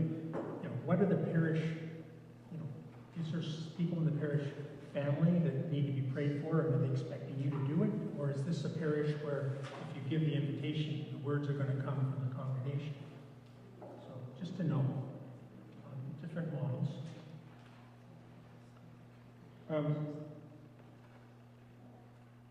The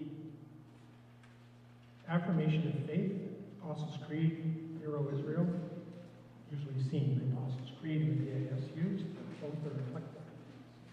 And when we're dealing with our readings, you usually can't go wrong if the song is between the first 2 readings, right? I think I have not been in a parish in Fredericton, Nova Scotia, Ontario, Quebec, or BC that doesn't do it that way.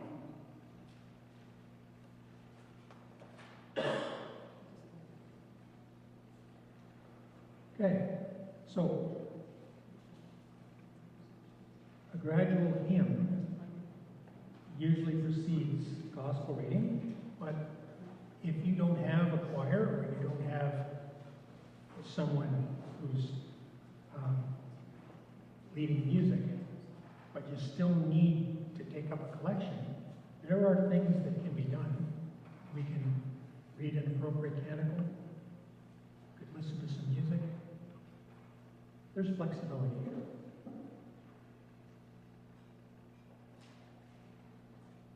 Affirmation of faith. Okay, Apostles' Creed, Hero of Israel. Only choose one of them in the BAS. Okay, you don't do them both, you just do one.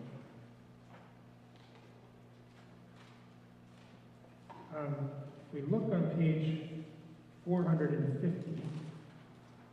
If you are being called to do service during the week, you've got the daily office lectionary. And these red words on page 450 tell you about how to use that. If you read that, that'll give you the guidance on which reading is appropriate. And you'll know whether you're in year 1 or year 2 based on when did Advent start, what year did Advent start. And when we look at one of the readings, if you look on page 252, there'll be different psalms at the top on the first line. So for Monday, the week of the first of Advent, 1, 2, 3 is the morning prayer. Psalms, you can pick the morning prayer. 4 and 7 for evening prayer. And in year 1, you've got 3 readings. And year 2, 3 readings. And if you read the rubrics, they'll tell you you can use all 3. If you're going to use 2, one of them should be the Old Testament reading. But you'll find that if you read the rubrics. They're your friend.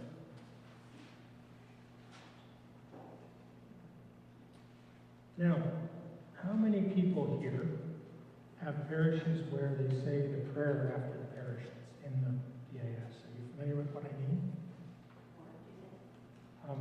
Let me explain. So when we go to a song, say page 780, Psalm 60.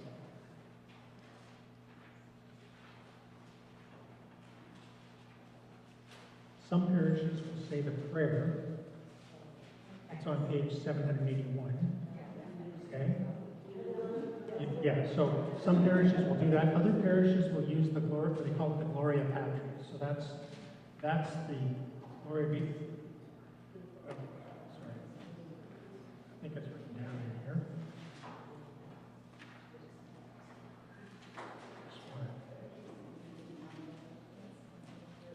Glory to the Father, to the Son, and to the Holy Spirit, as it was in the beginning, now and ever shall be. That's written on page 51. So the parish might have, that's something I've seen different traditions in New Brunswick. Is there a question somewhere? No? Okay, so either one will work. Most Anglicans are going to know both. Most. So here's, if you don't know where to put the offertory hymn and they can't tell you, put it before the intercessions, before you do your prayers of people. Figure out how you're going to receive it. And if you don't know what to say, they don't have a doxology, there's a prayer in the lectionary. Prayer over the gifts. Just use that. Remember to use the Lord's Prayer that the parish is familiar with. Does anyone here know how you can tell a parish that has BCP and a parish that does BAS that uses the old language? No?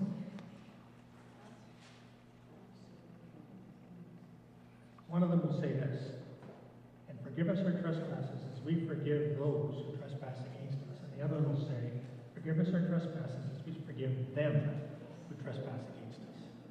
That's a change in the English language, but detail. I love detail. So what version do they use? I normally put a hymn before the dismissal, and then wherever you end the service, whether it's with a recession or you just stay at the front, and then you do the dismissal. Let's bless the Lord, thanks be to God. And you can say, if it's a tradition in the parish that the priest blesses the congregation before they leave, it's very appropriate as a lay reader to lead the grace together. that's an easy one, and everyone says it together at the end. And I would, one of the things that I personally find helpful is I don't put my announcements in the middle of the service. Either do it at the very beginning, before I start, or I wait to the very end. So whatever, it depends on what the parish is used to, but you control the service flow. So at the end, if you say, and now are there any announcements, it's nice to know that there are going to be announcements if you say that. The wardens may have something they want to say or whatever. Or you can just say, thank you for inviting me, and I'll meet you at the back.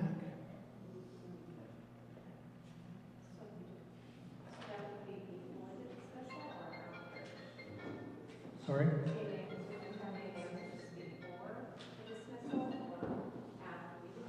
I wait till after in my parish, but having them before wouldn't be too bad. But the general philosophy is that when we gather together to worship God, we don't want to pull ourselves out of that space into sort of transactional space and then try to get back into God's space again.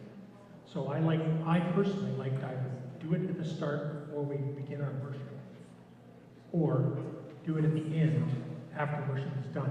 But think of the service flow. For me, we don't process.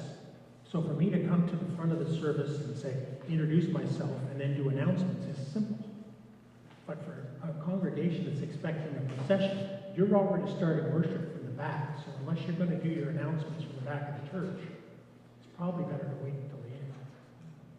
If there are any. Yes? In St. Margaret's, we do our peace. We follow the AS. Yep. When we do our peace, it's a major production. Everybody passes peace to everybody. Everybody's all over the church.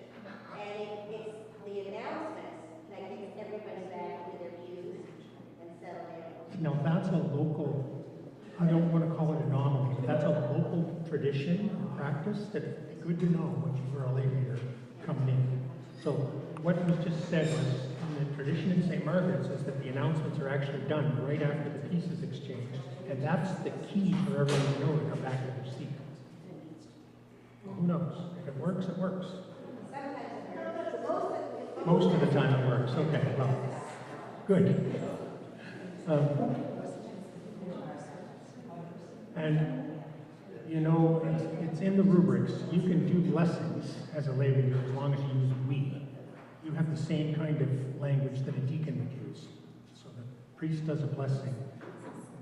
As a lay reader, we say it all together as a congregation and ask for God's blessing. I think that's... So just some hints. Read the rubrics. We've gone through and you've seen those red things. They tell you what to do or what you're able to do and if there are options. Figure out what lectionary you should use for a weekday service. Sometimes, like if I'm doing a service at a nursing home, I will use the Sunday lectionary from the day before, or from the Sunday before. Or you could use, you might be in a situation where you need to use the daily office lectionary.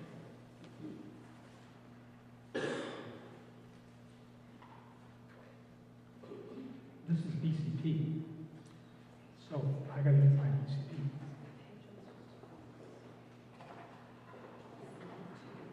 As you know, yeah. Is the daily office just an Anglican thing, or does it come across denominations? It's more of an Anglican thing. However, many denominations have what they call service of the word, which is a service that doesn't have the sacrament of Eucharist. Okay, so our daily office would be something that doesn't involve the sacrament. So there are denominations that would have services that are similar to our morning prayer. They might even call it that, but they wouldn't probably call it the daily office. That's really the difference. It's terminology more than anything. Any other questions? Just a very quick one. I noticed in the BAS it says that all the Eucharist informal language in the Book of Common Prayer. So just a question, is it very different to the actual BCP? Or is this a language? Let me get the question again, so. Okay, in the BAS, it says, I was looking at all your it says, involve the language of the Book of Common Prayer, that is G. Yes. Now, is that under an image of the BCP? No, it is not. Different. So the question that Peter has is the service of Holy Eucharist on page 230 in the language of the BCP, but it is in the structure of the BAS. So it uses the old language, but the BAS has a different philosophy about worship in a sense that, do you remember when you were younger, priests used to face the east and the altars were up against the wall? It's the BAS that brought the altar out. So this service would be using the language of the BCP, but in a service that's designed to have the altar away from the wall and the priest facing the congregation. So it kind of, it's a mix of the two, but using this philosophy of the BAS. Okay. So, in the BCP, the morning prayer starts on page 1. And one of the things that's in the book is an exhortation. And I'll read it for you. You'll know what I'm talking about when I read it. Dearly beloved brethren, the scripture moveth us in sundry places. Okay? And then it's a paragraph that's like this long. But there are other options. It's just be, let us humbly confess our sins to Almighty God. So, you know, what is your parish tradition? Not that it's going to break anyone's heart if you use a different one, but that's one area where there's an option in this book. And by the way, there's a lot less options in this book, in the rubrics, than there would be in the BAS. I found as a lay reader much more challenging to work with the BAS because there were so many options. And really, I mean, you're going to be familiar if you're a BAS parish with the way that it's done in my parish. That's going to be your go-to routine. And you're going to try to find out what they do in the other parishes. It's likely going to be very similar with minor modifications to what you're used to. But with the BCP, there's much, much less variation. And, you know, in the absolution, people kneel, not. And does the congregation kneel? Then you probably want to kneel. As far as the absolution is concerned, I've been that I went over 15 years with BCP exclusively, and the last 15, 20 years, we used BAS almost exclusively. The absolution was told way back when that the priest is the only one that can actually give absolution. So whenever I conducted the service, I always used the on page 730, the part of the cross. Very good. So there's a really good suggestion on page 730. A part to the cross rather than the absolution. Now, I was told page 252, you used to collect there. Okay, so there you go. There's another. So these are things it's good to know what the parish is used to. What do they do? I didn't realize there was this kind of variation in the diocese because I'm not that familiar with BCP morning prayer usage in Fredericton. But there is variation, so it's good to know that. Thanks for the comments.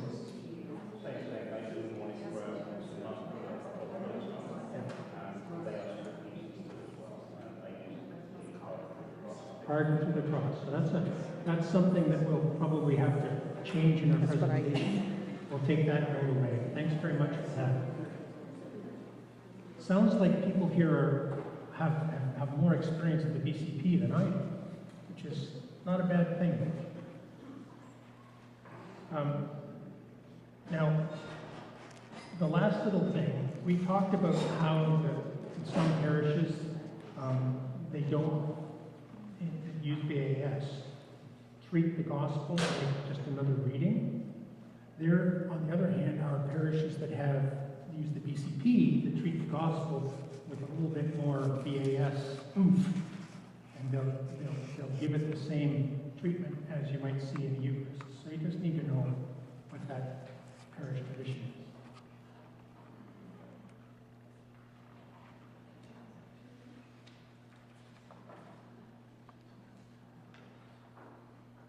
So the offertory hymn, just like in the VAS service, fits well after the creed. It's not in the rubrics, but that's usually where most people put it. The question is, if you're leading the service, is, well, where do you have your hymns? Where are you going to put your homily? In a morning prayer, a lot of times now people do the homily right after the readings. But in the rubrics, you wait until the very end. So figure out what that rhythm is like. How are you going to do your intersections? Are you going to read the intercessions in the PCP, or are you going to take a little bit more flexibility from the VAS and bring in something and adapt it for, like your prayers of the people would be in VAS? Either one will work. It just depends on what the parish tradition is. Where do you have your closing hymn and your grace? And I think part of it has got to do with how the service flows. If they're having a procession up and a procession back, you got to figure out where you are and where it's easiest to do it. So, for me, probably at the end, after the hymn.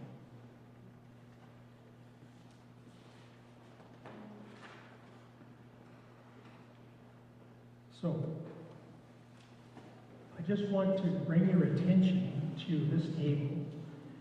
We're going to be going to lunch soon, and you may want to come and take a look. I can't get too close because it's going to echo here. You may want to take a look at these services, because what I've done is I've taken them off the internet, and I've put text in them with some of the options that you can use. You may find them useful, you may not. I mean, personally, I think from what I'm getting a sense in the room is it's not the VCP people have any challenges with. You seem to have that down pat, but for some people, flexibility in the VAS is a little uncomfortable. If that's the case, then we do have, in the newer services that are up there, I have some guidance about where things can go, which you may find useful, and it's going to be available on the Lay Reader website.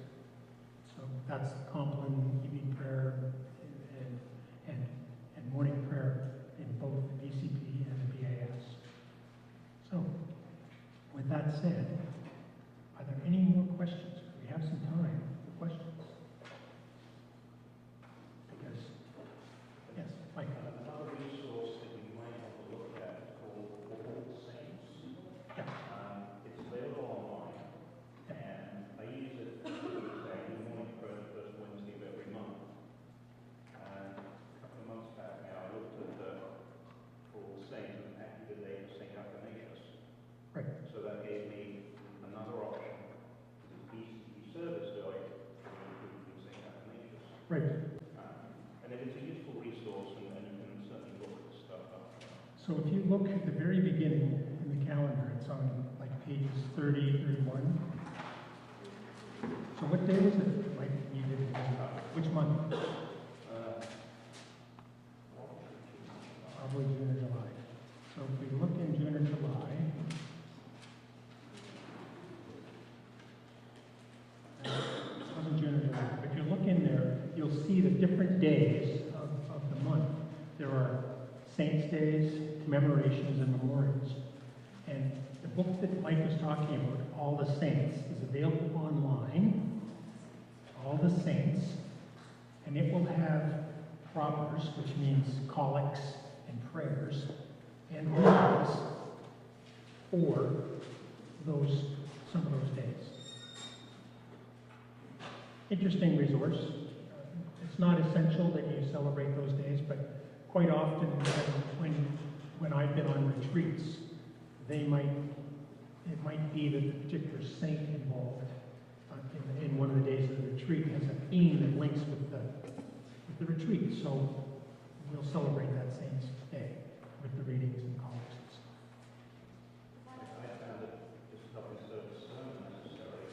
I give a whole background about the Yeah. saint. Yeah, there's a write-up in All Saints on the saint or the person that we're memorializing or commemorating. Question? Probably not anything. My mind got hung up on it when I saw after the days a cycle of big A, little d, C, D, E, F, G. What did those letters signify? Anything? And it just goes through. I think I don't know the answer. We would look at the beginning and see if there's anything in there.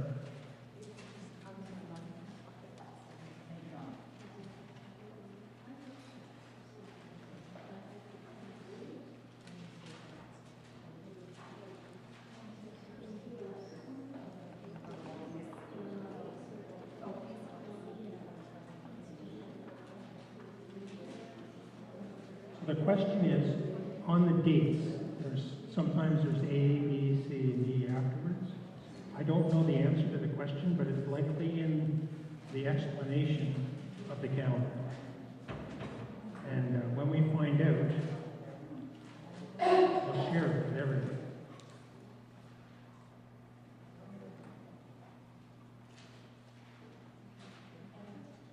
So it looks like it's cycling through. Yeah, I'm not exactly sure.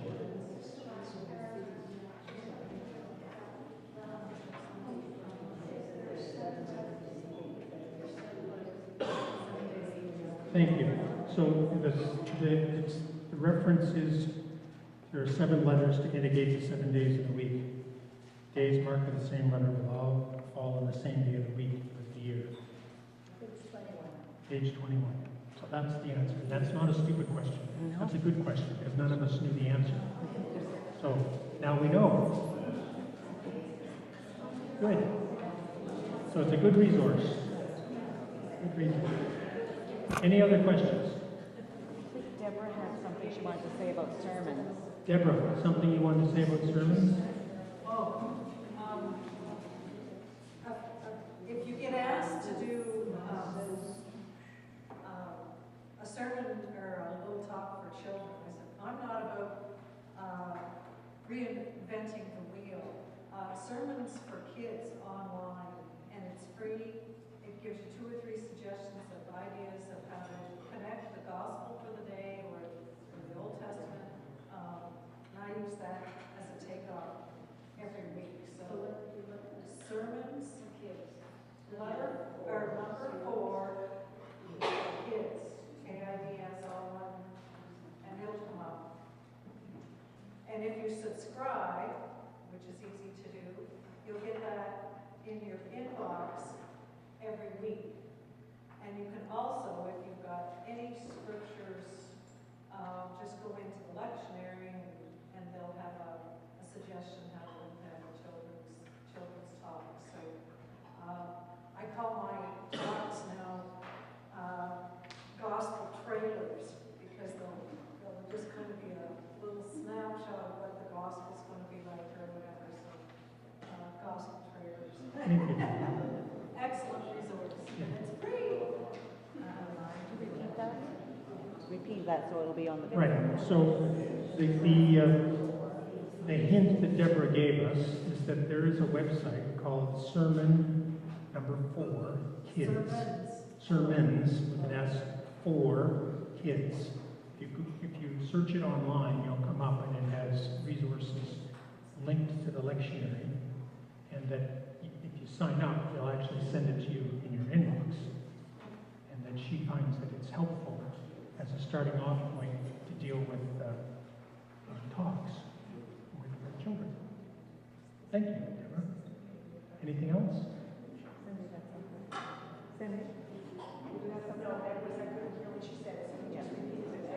the other thing, Yes. Because the McCausland, if you're using the McCausland, it has a list of hymns. Right. Makes it nice and easy for you. Okay, so I didn't bring my McCauslands, but Cleo identified a good hint as well. Sometimes your parish, your priest may have a McCausland's handbook. I think this liturgical year it's green. Yeah.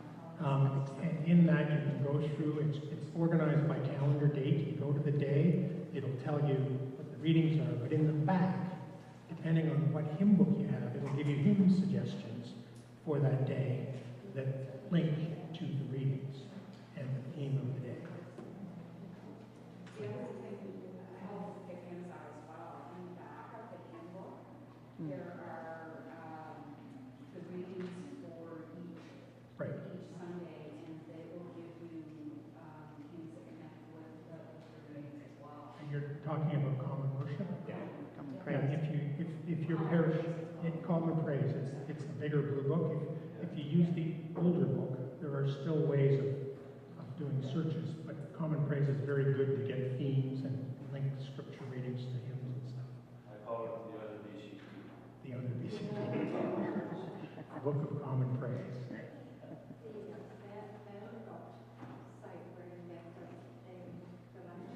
Yeah.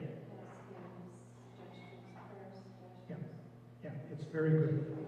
It's very good, but it is linked to the American church. So sometimes you'll have to get the hymn and then find out where it is in our hymn book. But that's not. Yeah. Yeah. So that's good. So let's take our lunch break, and we're going to get back to it at 1 o'clock. Say grace. And before we start to eat, I'll just say this. Lord, we give you thanks for this time together. We give you thanks for the food that we're about to eat and for the hands that prepared it. We ask you to bless this food to our use, Lord, and us to your service. In Christ's name. Amen.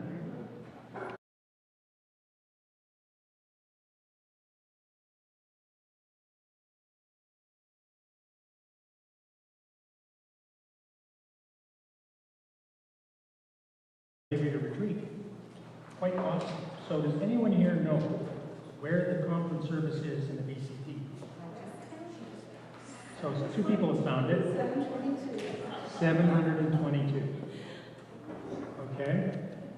It does say in the rubrics that it's to be said after evening prayer has been said.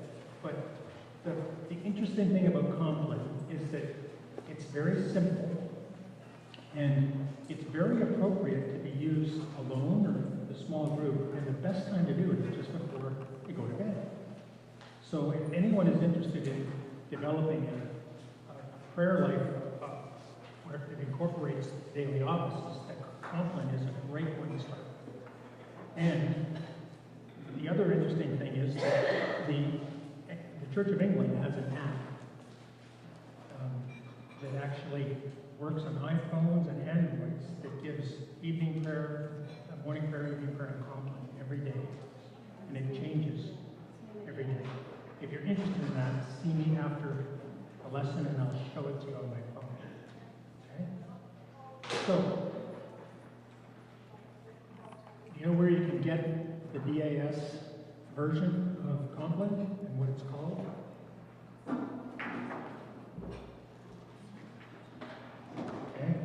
It's up here. I know you can find it up here, but I mean, where would you find it if you had to look at it and it wasn't printed? You go online and you look in the DAS supplement. And it's a book that's available online. I have never seen a parish that actually has a hard copy. But in it, there's a number of different alternate Eucharistic prayers, and there's night prayers. And you can actually buy a book. I brought a couple in that are specifically for night prayer. So, you never know, come September, if you're going to that retreat, when you do this retreat, you may be asked to lead Compline, and I can almost guarantee there'll be a Compline service. So, I can't say you haven't been warned. Now, let's move on to the burial service, the burial office. So this is a service that I know most of you may not actually lead the service, but there's more to the burial office than what you're doing leading the service in a funeral home or in a church.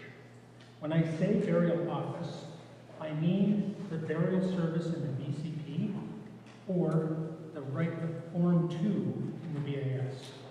So in the BAS, it is found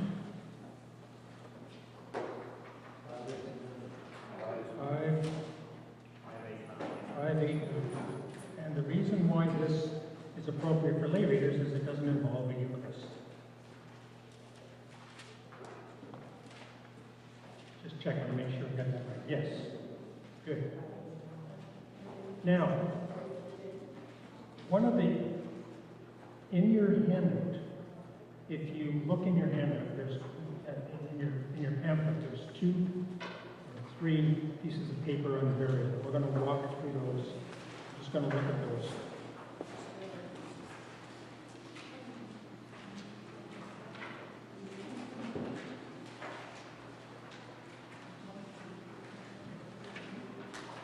There's one that says preparing for a funeral.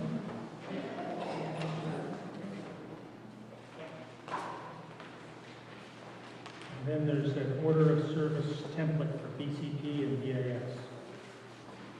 Let's look at the order of service template for BAS funeral 2. If you look on the second page, there's a whole bunch of stuff in there that you may find useful if you're called on by someone to help plan the service. So the scenario, and we've heard that there are some lay readers that have actually led services, but the scenario could be that your rector calls and says, I can't be here, can you go visit the family? I want to find out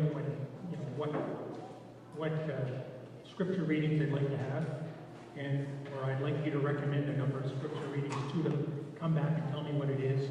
Find out some information on the deceased person. What hymns might the family like? And this is where you can use your experience to guide people who may not be familiar with the Christian service that, having something by Elvis Presley may not be appropriate. I don't know if it is or it isn't, but you'll know when they're talking that a funeral service is a service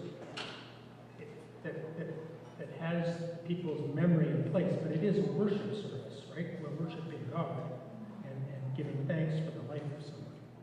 So these templates I find very useful myself when I'm going and asking people, well, what do you want your service to look like?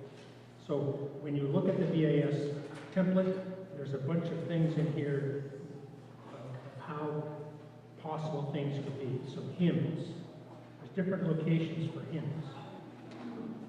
If you want to have, it's been common practice nowadays for people to have a eulogy.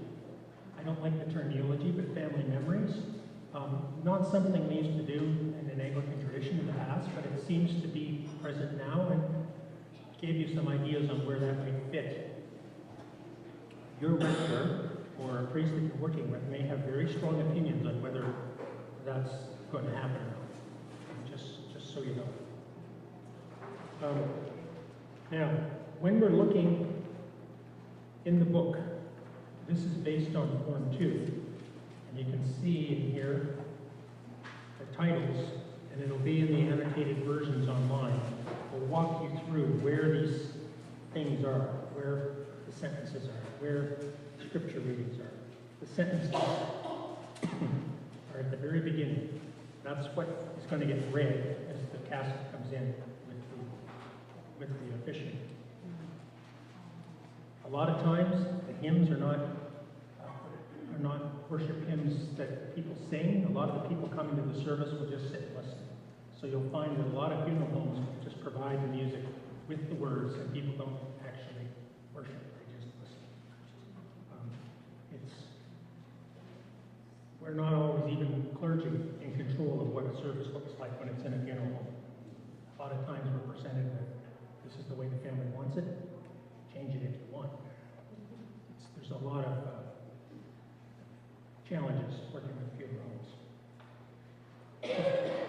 reflection, if you're asked to do a reflection, that's an appropriate time where you can bring in how someone's life, if they model the life of Christ, how they do.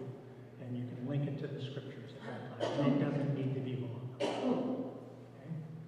And it's important if someone's going to be doing a eulogy that, or family memories, that you know what they're going to say.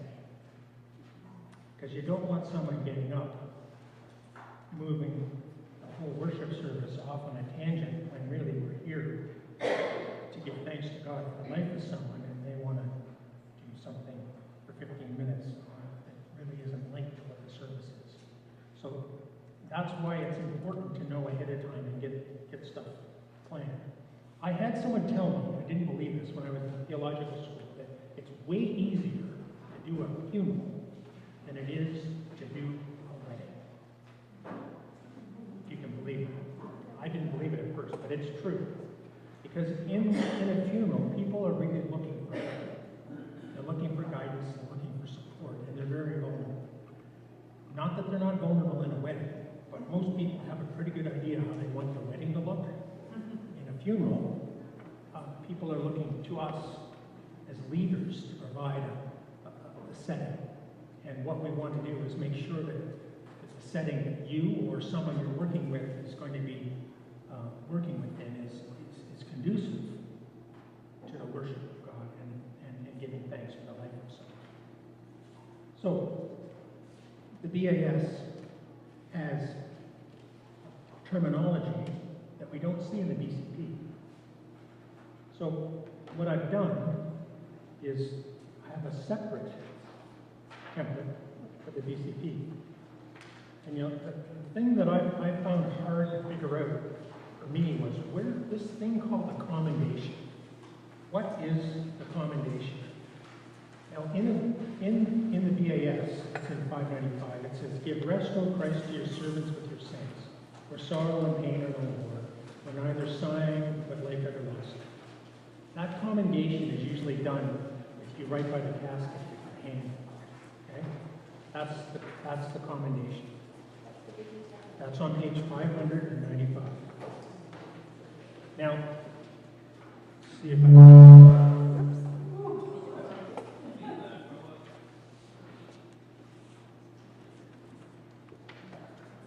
Sorry about that. I shouldn't have gotten so close to the speaker. Now, in the BACP, commendation is on the top of page 599. And it says, "Then the minister shall say, Almighty God, with whom do live the spirits of them that depart, hence in the Lord." You're down, that's normally done with your hand on the casket. Okay? Come down from wherever you are, that's, the commendation is done right over the casket. In the annotated version of the BCP service, I put asterisks, you might want to make this note, I put asterisks beside the prayers that I find use, that I like and I use. You don't have to use them all, okay? But the challenge with when you're doing the service from the BCP or even the BAS is I've said it's on page 599 in this book, but funeral homes will give people this book, okay? Doesn't look at all like the BCP. The prayers and stuff are all the same, but the page numbers are different. And where everything is located is different. So if you're called upon to do a service and you've got all your planning done under the BCP, you may want to go and find this book to make sure you know what page number things are on if you're looking for people to contribute to the service and speak or respond. Okay? So this little book says, "Funeral Services from the Book of Common Prayer and the Book of Alternative Services of the Anglican Church of Canada for use in funeral chapels." So what they've done is taken the services from the BCP and Form 2 from the BAS and put it in one book. Okay? And what I've done is taken and made notes in here. For example, that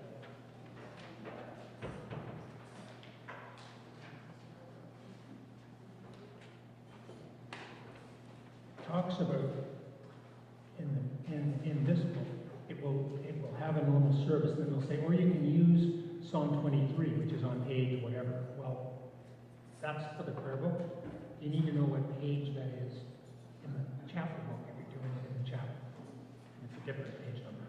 So all I want to point out for you is that make sure that you know what book you need to use and what book is available, and then you can walk people through the service with the book they're using, regardless of the one that they have.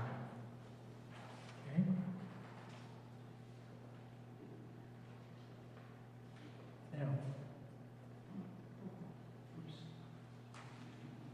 Now, one of the things I wanted to talk to you about was preparing for the funeral. So, there are different. I was really surprised when I came to Fredericton, because I had been involved in working with funerals in the parish I was in Nova Scotia, and it was common in that practice in the Anglican Church of Nova Scotia that almost all funerals took place in the church. And I came to St. John, and I have yet to have a funeral service that takes place in the church. Now, I don't know if that's because most of our churches in the beautiful city of St. John are inaccessible to people that need wheelchairs and walkers and canes, or not, but that's just the situation. Now, there's a challenge when the service is in a funeral home, and that is the family gets to see the funeral director before they get to see someone in the church. So, meeting with the family can sometimes happen after they've seen the funeral home or before they've seen the funeral home. If it's before they see the funeral home, you have the opportunity to give them the options for different readings and stuff. If it's after you've been to the funeral home, you may be dealing with a situation where they're telling you what they want, and you're trying to figure out, can I work with this? David, Yes. just on that subject, I worked for Grand Funeral for 3 years, and they now have a person on staff that is, that's all she does is arrange funerals, not just the funeral, but arrange the service. Exactly. Yeah. Yeah, so the comment here is that at Bernan's, they have someone available to arrange a service. And the reason for that is that so many people have so little connection to a Christian denomination that these services are handled entirely by the funeral. Entirely. And I had to go in and negotiate. Yeah. I actually had a funeral home call me and asked me if I would do a service for a parishioner. And I said yes, and unfortunately the parishioner had got to the funeral home where they talked to me, and I was presented with one option: a funeral on Sunday afternoon. How many people here have ever done a funeral on a Sunday? I've never done it before. It seems to be quite common now, I know. I think for people that don't go to church regularly, it might be, but for most of us, that would just not be the way we do it. So anyway, this is the kinds of challenges we're dealing with today, because a lot of people are not as well versed in maybe as our Christian denomination's tradition. But I would never say no to burying somebody. There's always a service that can be done, but you do need to know if the person was a Christian, and because there's appropriate prayers for people we have in our prayer book for people who don't profess the Christian faith. We can still bury them. That's definitely possible. Not that that's something you're going to come up against. But some of the things that you want to do, you want to ask the name of the funeral home if they haven't contacted the funeral home. Contact name, because you're going to need to talk to the funeral home. You want to confirm the date, the time, and the location for yourself or for whomever you're doing this for. Confirm that the church is available if they want to have the service in the church.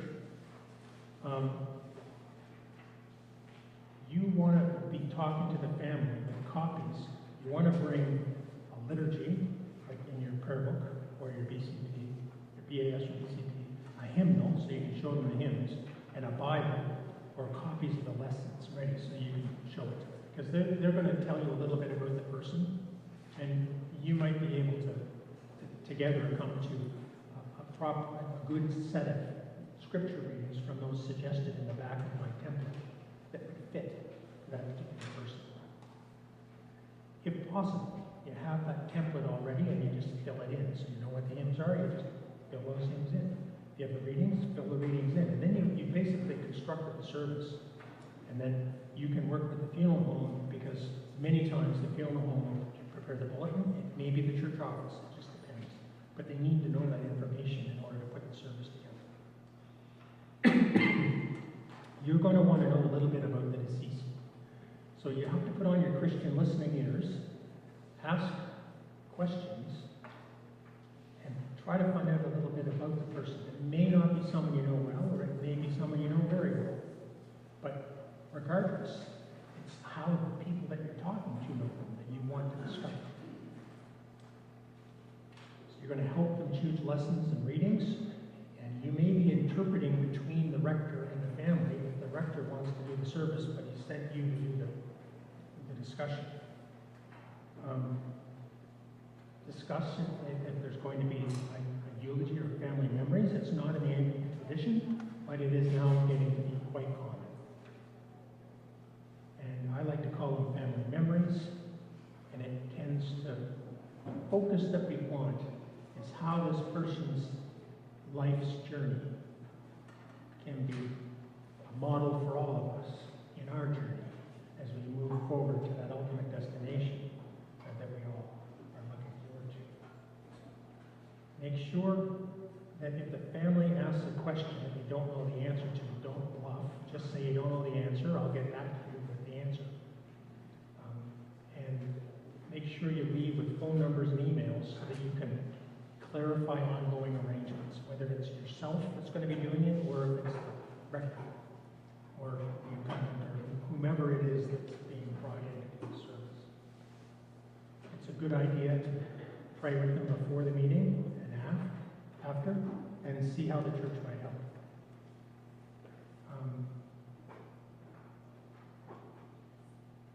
Some of the things that I brought up before, that if the funeral is taking place in a funeral home, the funeral home does the service bulletin. So they need to get that information from whomever it is that's organizing the service with the family. When the family makes arrangements with the funeral home, before they talk to you, sometimes your ability to influence the situation is a lot less. But you can sit and listen and do the best you can to make sure that, an example would be a service where they don't want to have any Bible readings. It can happen. They just want to have this poem from someone. Well, it's hard to have a sermon on the poem. You really want to have some words of scripture for Christian burial. That's the kind of thing I'm talking about. And it's more than a celebration of a life lived. They're times to remember funerals are times to remember God's promise of salvation and eternal life. And any reflection in a funeral needs to speak to that hope. You can certainly recognize the grief, but we need to point to the hope. That's the challenge in a funeral. And in the grief that the family's experiencing, you might be the rock, okay, that can help them because they have to make some decisions in that period of time right after death when they're in a lot of shock. And just dealing with the emotion that's in the room when you're there, having a few things prepared ahead of time will help you, do the business and get through the things after you listen to, all of the grief that's going to come out when people are talking about a loved one that's lost. So I hope that's a little helpful. Do you have any questions on this? Yes. You brought up a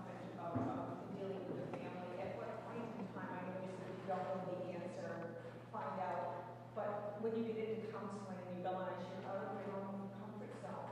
You know, if they're angry or they're, like, I haven't gone through this, but I could imagine that the death of a child, that someone is saying, Right. you know, So what you want to do is avoid platitudes. You want to avoid saying things like, you shouldn't, don't be sad, they're with God now. Yeah. Okay? That is not helpful. What is real and what they're feeling, the emotions they're feeling, are the things that it's like what you can do is hold a mirror up and just push that right back at them and say things like, it seems like this is a really difficult time. I'm sensing a huge amount of grief here. And then just stop there and let them keep talking. Okay? There's holy listening. But what you have to know before you go into that meeting is what do you need to leave the meeting with? You need to leave the meeting with enough information to plan a service. As hard as it is for them. I've been to some meetings where they said, I don't care what the scripture is. Pick whatever one. I said, well, I need to know a little bit about your sister. Tell me about your sister. So she tells me about her sister, and then I say, well, this scripture here might speak to that. And that would make it easy for me to talk about how your sister's life, and is a life that, led in God's service. So, yeah, that holy listening is about all you can do. You're not in business of counseling. Really, what you're there for is to get what you need to be able to do the service and do no damage, if I could say it that way. Any other questions? Yes. What if there is a request for Holy Communion? If there's a request for Holy Communion, well, as you know, there are different types of, like in a Catholic tradition, they might call it a Requiem Mass. We would call it a memorial service or whatever. So there's a funeral service with communion that can only be done by a priest. So if that's what they want, then you've got to work with the family, the archdeacon. If you can't get a hold of the archdeacon, the synod office saying, I've got a family here, burial scheduled for 3 days from now, and they want a communion service. But this is what I've met with the family, and I've got this stuff so far. Can you give me the name of a priest that could do this service, and I'll work with him and feed him into the, work him up to speed so he can do it. That would be the way I would deal with that. It's just that what's going to happen is the funeral home is going to call the warden saying, we got a member of your parish who just died. Can't get hold of the rector. And the warden goes, call Holy Peter. And then, okay, what do you do? Well, if you know that the rector's away and he's not coming back, you make your calls ahead of time and call the archdeacon. The archdeacon says, yeah, I'll deal with the service, but you've got to go and talk to the family. And I'm willing to do this, and I'm not willing to do that. And so you have, you're going to get your swim lane, right? But you don't have total freedom, but you do go in and you'll talk with the family and try to get the information the archdeacon needs in order to be able to do the service with communion. Yeah. He might tell you, I'm only willing to work with 2 gospel readings, or 2 readings. These 2 readings, one of these 2 readings has to be in the service, and that's probably because he's already got a homily that he can work with, and he's busy, and they can't do something from scratch, for example. He may tell you, I need you to come back from the meeting and tell me who this person is and something about them. So in that case, you're more in an agent of the person doing the service than someone planning the service yourself. But you need to have an idea of if you get all the stuff that's on that Form 2 template written down, they'll be able, anyone coming in to run a Eucharist will be able to do it. You won't be missing anything. And you won't be dealing with a funeral home chapel if you're doing a communion service. Most likely that's going to be done in a parish. So there's going to be some something going to need to be arranged with the funeral home and the church in terms of getting caskets in and out, and every parish has their way of doing that. And that might be something you need to help with too. Like One of the things you probably need to ask as well is in the casket or solution of an urn that makes a difference to the order when it gets done out. right, true, and in some sense, slightly different prayers. And there may be the actual interment of the body or the ashes can take place immediately after a service, or it can be a week later when the rector comes back. But there's a chunk that that's the stuff you need to figure out.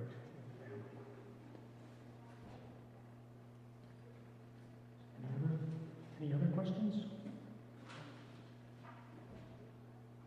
Okay, let's press on. We've got about 15 minutes. Any final thoughts on the course? So we're looking for, questions on the contents, things to share with others. You've been sharing wonderful anecdotes and ideas through the course, and we're going to try to incorporate them in our presentation we put online. But is there anything other than the fact that we know that the sound is bad that you would have liked to have seen or have presented in the course? Or anything else, actually. I'm not going to put the comments for you. Let's say it's a help to get, even though probably most of you here have experience to, teach each other. Things like this are very helpful to yourself, Leo. You tend to get into not a format that you follow all your years in ministry, and you happen to be taking on that work in another church, it can be a little bit hectic. I like the idea of be ready for this. It's a We good, all know this, but it's to be reminded. it's a good premise for me to bring in all the different possible ways. Good. Great, thank you. Anything else? I'm hoping that I don't do any of these things in your future, but I feel that I can support the rector much better now that I know what he has to do. And maybe I can take a piece of that or a piece of that and Okay, great, that's great. And in reality, that's great. Because having as our diocese changes and evolves, I think that the role of lay ministry is going to grow, and it's an important thing to be supported by a good team of ministers in the parish. Well, ministers, all the people in the parish, but lay readers in particular. Anything else? If you don't want to say it out loud, you can always approach Cleo and I after the course and mention it to us, because we take all feedback. This is going to be posted online and used by people in an ongoing training. And I've already got notes from this session that are going to help me change the presentation a little bit and add really valuable information for future lay readers. So thank you for that. Oh, question? When you had mentioned it, maybe after the funeral service and burial, it's not going to be until home. Yep.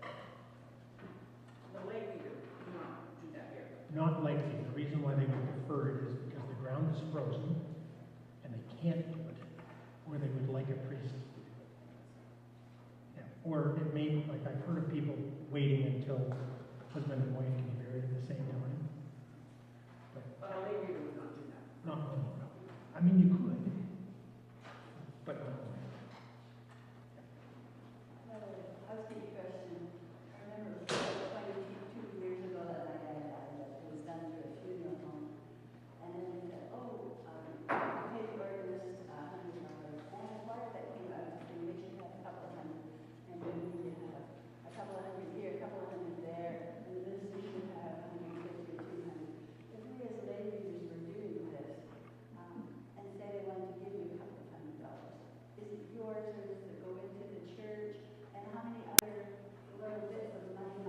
asked you about. It is yours. Can you repeat the question? Can you repeat the question? The question is, what happens if you're asked to lead a service, say in a funeral home or whatever, and at the end of the service, the funeral home gives you a check. What do you do with the check? It's typical that you do get that honorarium. I get it every time. You can do with it whatever you will.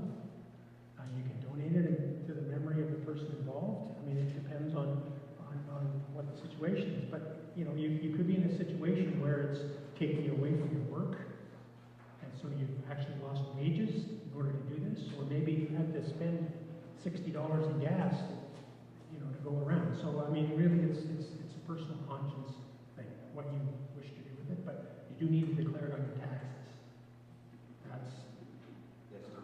That's important. And the funeral home, working with the church, where their dad's funeral, the funeral home just called up a local organist and had an organist in there. But if we were combining the funeral home together with the church, and we had a church organist. Now, Okay. the funeral home, they're adding up funeral costs, every little bit of service has a fee. Right. But we break down what the church would be. So the funeral home, the relationship, the question is, what do you do with all the extra fees in a service when, Get knocked out because the how does church it happen? instead of. So what I can tell you is that the funeral home and the family have an arrangement. And then the funeral home needs to talk to the church. If you are a parishioner in the church does not normally charge you a fee. Okay? I don't know what the arrangement will be with, if there's a reception afterwards or whatever, there may be costs involved in that, I don't know. But one thing you need to be aware of is that funerals take place in the church. There may be an arrangement, the organist, that the organist is the first person that gets asked to do a funeral. That was my job at Fernandez, I was prearranging the funeral. So they can't just plug anyone in. And a lot of people confuse prearrangement with prepayment.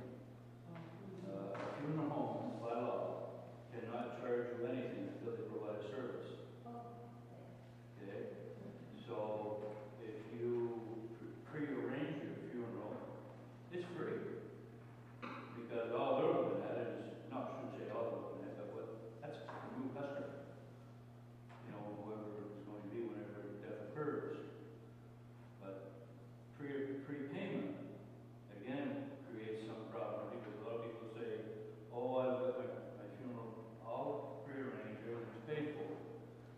That may be not necessarily true. It's all paid for as far as the funeral home is concerned. But you have, like afterwards, like you have all the paperwork that has to be done for Canada pension and this type of stuff. You have announcements in the newspaper that are not included in those costs. You can put money in the pot for it, but they're not guaranteed like the funeral is when it's insured, the funeral. Normally, most funeral homes provide an insurance for the funeral itself. Other than that, there's extra. So a lot of people will say, oh, I rearranged my funeral and I have to pay a lot of extra afterwards. And then it's a negative against the funeral. So it's just, I always say, prearrange, first thing, prearrange. Don't worry about anything else.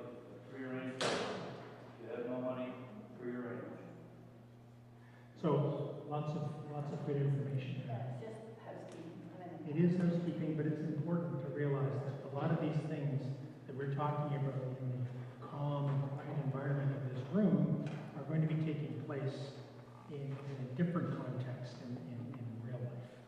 You're going to be dealing with people that are in desperate sense of loss and grief, and to an extent, you're representing stability and hope and God to the family. Okay. So, I have a little summary here. I think it's fair to say, we could all say, it's probably easier to lead worship in a familiar setting. But we need to understand our expectations. What do people want us to do? And then plan what you can do. then do it with confidence. Remember, it's not about you, it's about God. Okay? If you get those things right, everything else doesn't really matter. People are very forgiving. So, I'm not going to pause for long here. We would like to know in your feedback what your key learnings were and how we can make this course better. And if someone has it in their mind right now and they'd like to share it, now's the time. Again, I'll take those in confidence later. All right. And now I wanted to just go through some of the website resources before we quit. So Vanderbilt Divinity Library, you've heard someone mention that. See the link on here. You select the Sunday from the left window, and prayers from the right. And then you're going to see there's all sorts of stuff available. And you can get lectionary readings, get everything in the Vanderbilt. The key thing to remember here is that the number of the proper is not the same as the number of the proper in Canada. Okay? They give two. Yes. You have to know which one. Yeah, it's the one in brackets. The one in brackets. There is a FAQ on this, frequently asked questions, that will explain the proper numbering system that they use. That's one. The BAS online lectionary, it looks like this, just by that red circle there. You click on the date, and it will come down the calendar, you pick the date you want, you push, give me the readings, and out will come whatever readings are appropriate for the day. It's a heck of a lot easier than looking in the books. But you do need to know what service you're doing, morning or evening prayer, Sunday or Wednesday. Is that NRSV? Pardon me? Is that NRSV? The readings? No, it doesn't. It just gives you the readings. It doesn't give you a particular Bible reading. Okay. But as you know, we use NRSV or in any of the lectionaries that are printed with the readings. It's the New Revised Standard Version. Not that you can't use another if that's the tradition in your parish. The BCP online directory is a different thing, a different location online. You select the day, press enter, and then you get the readings for morning prayer, evening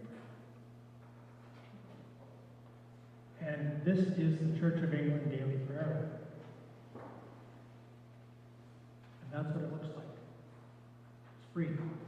Works on smartphones, tablets. You select, once you've got it on your phone and you tap it and open it up, you select morning, evening, or compline for the day.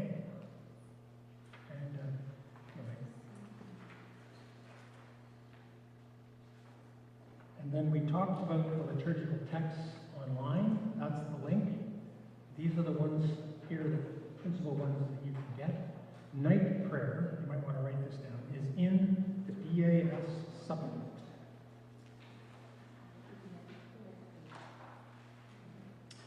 BAS supplement. And SW1 and SW2, I think, are in the same book. And then we are going to put in your lay reader resources annotated versions of these services, like they're on this table here. So if you just want to go there, that's fine too. That's it.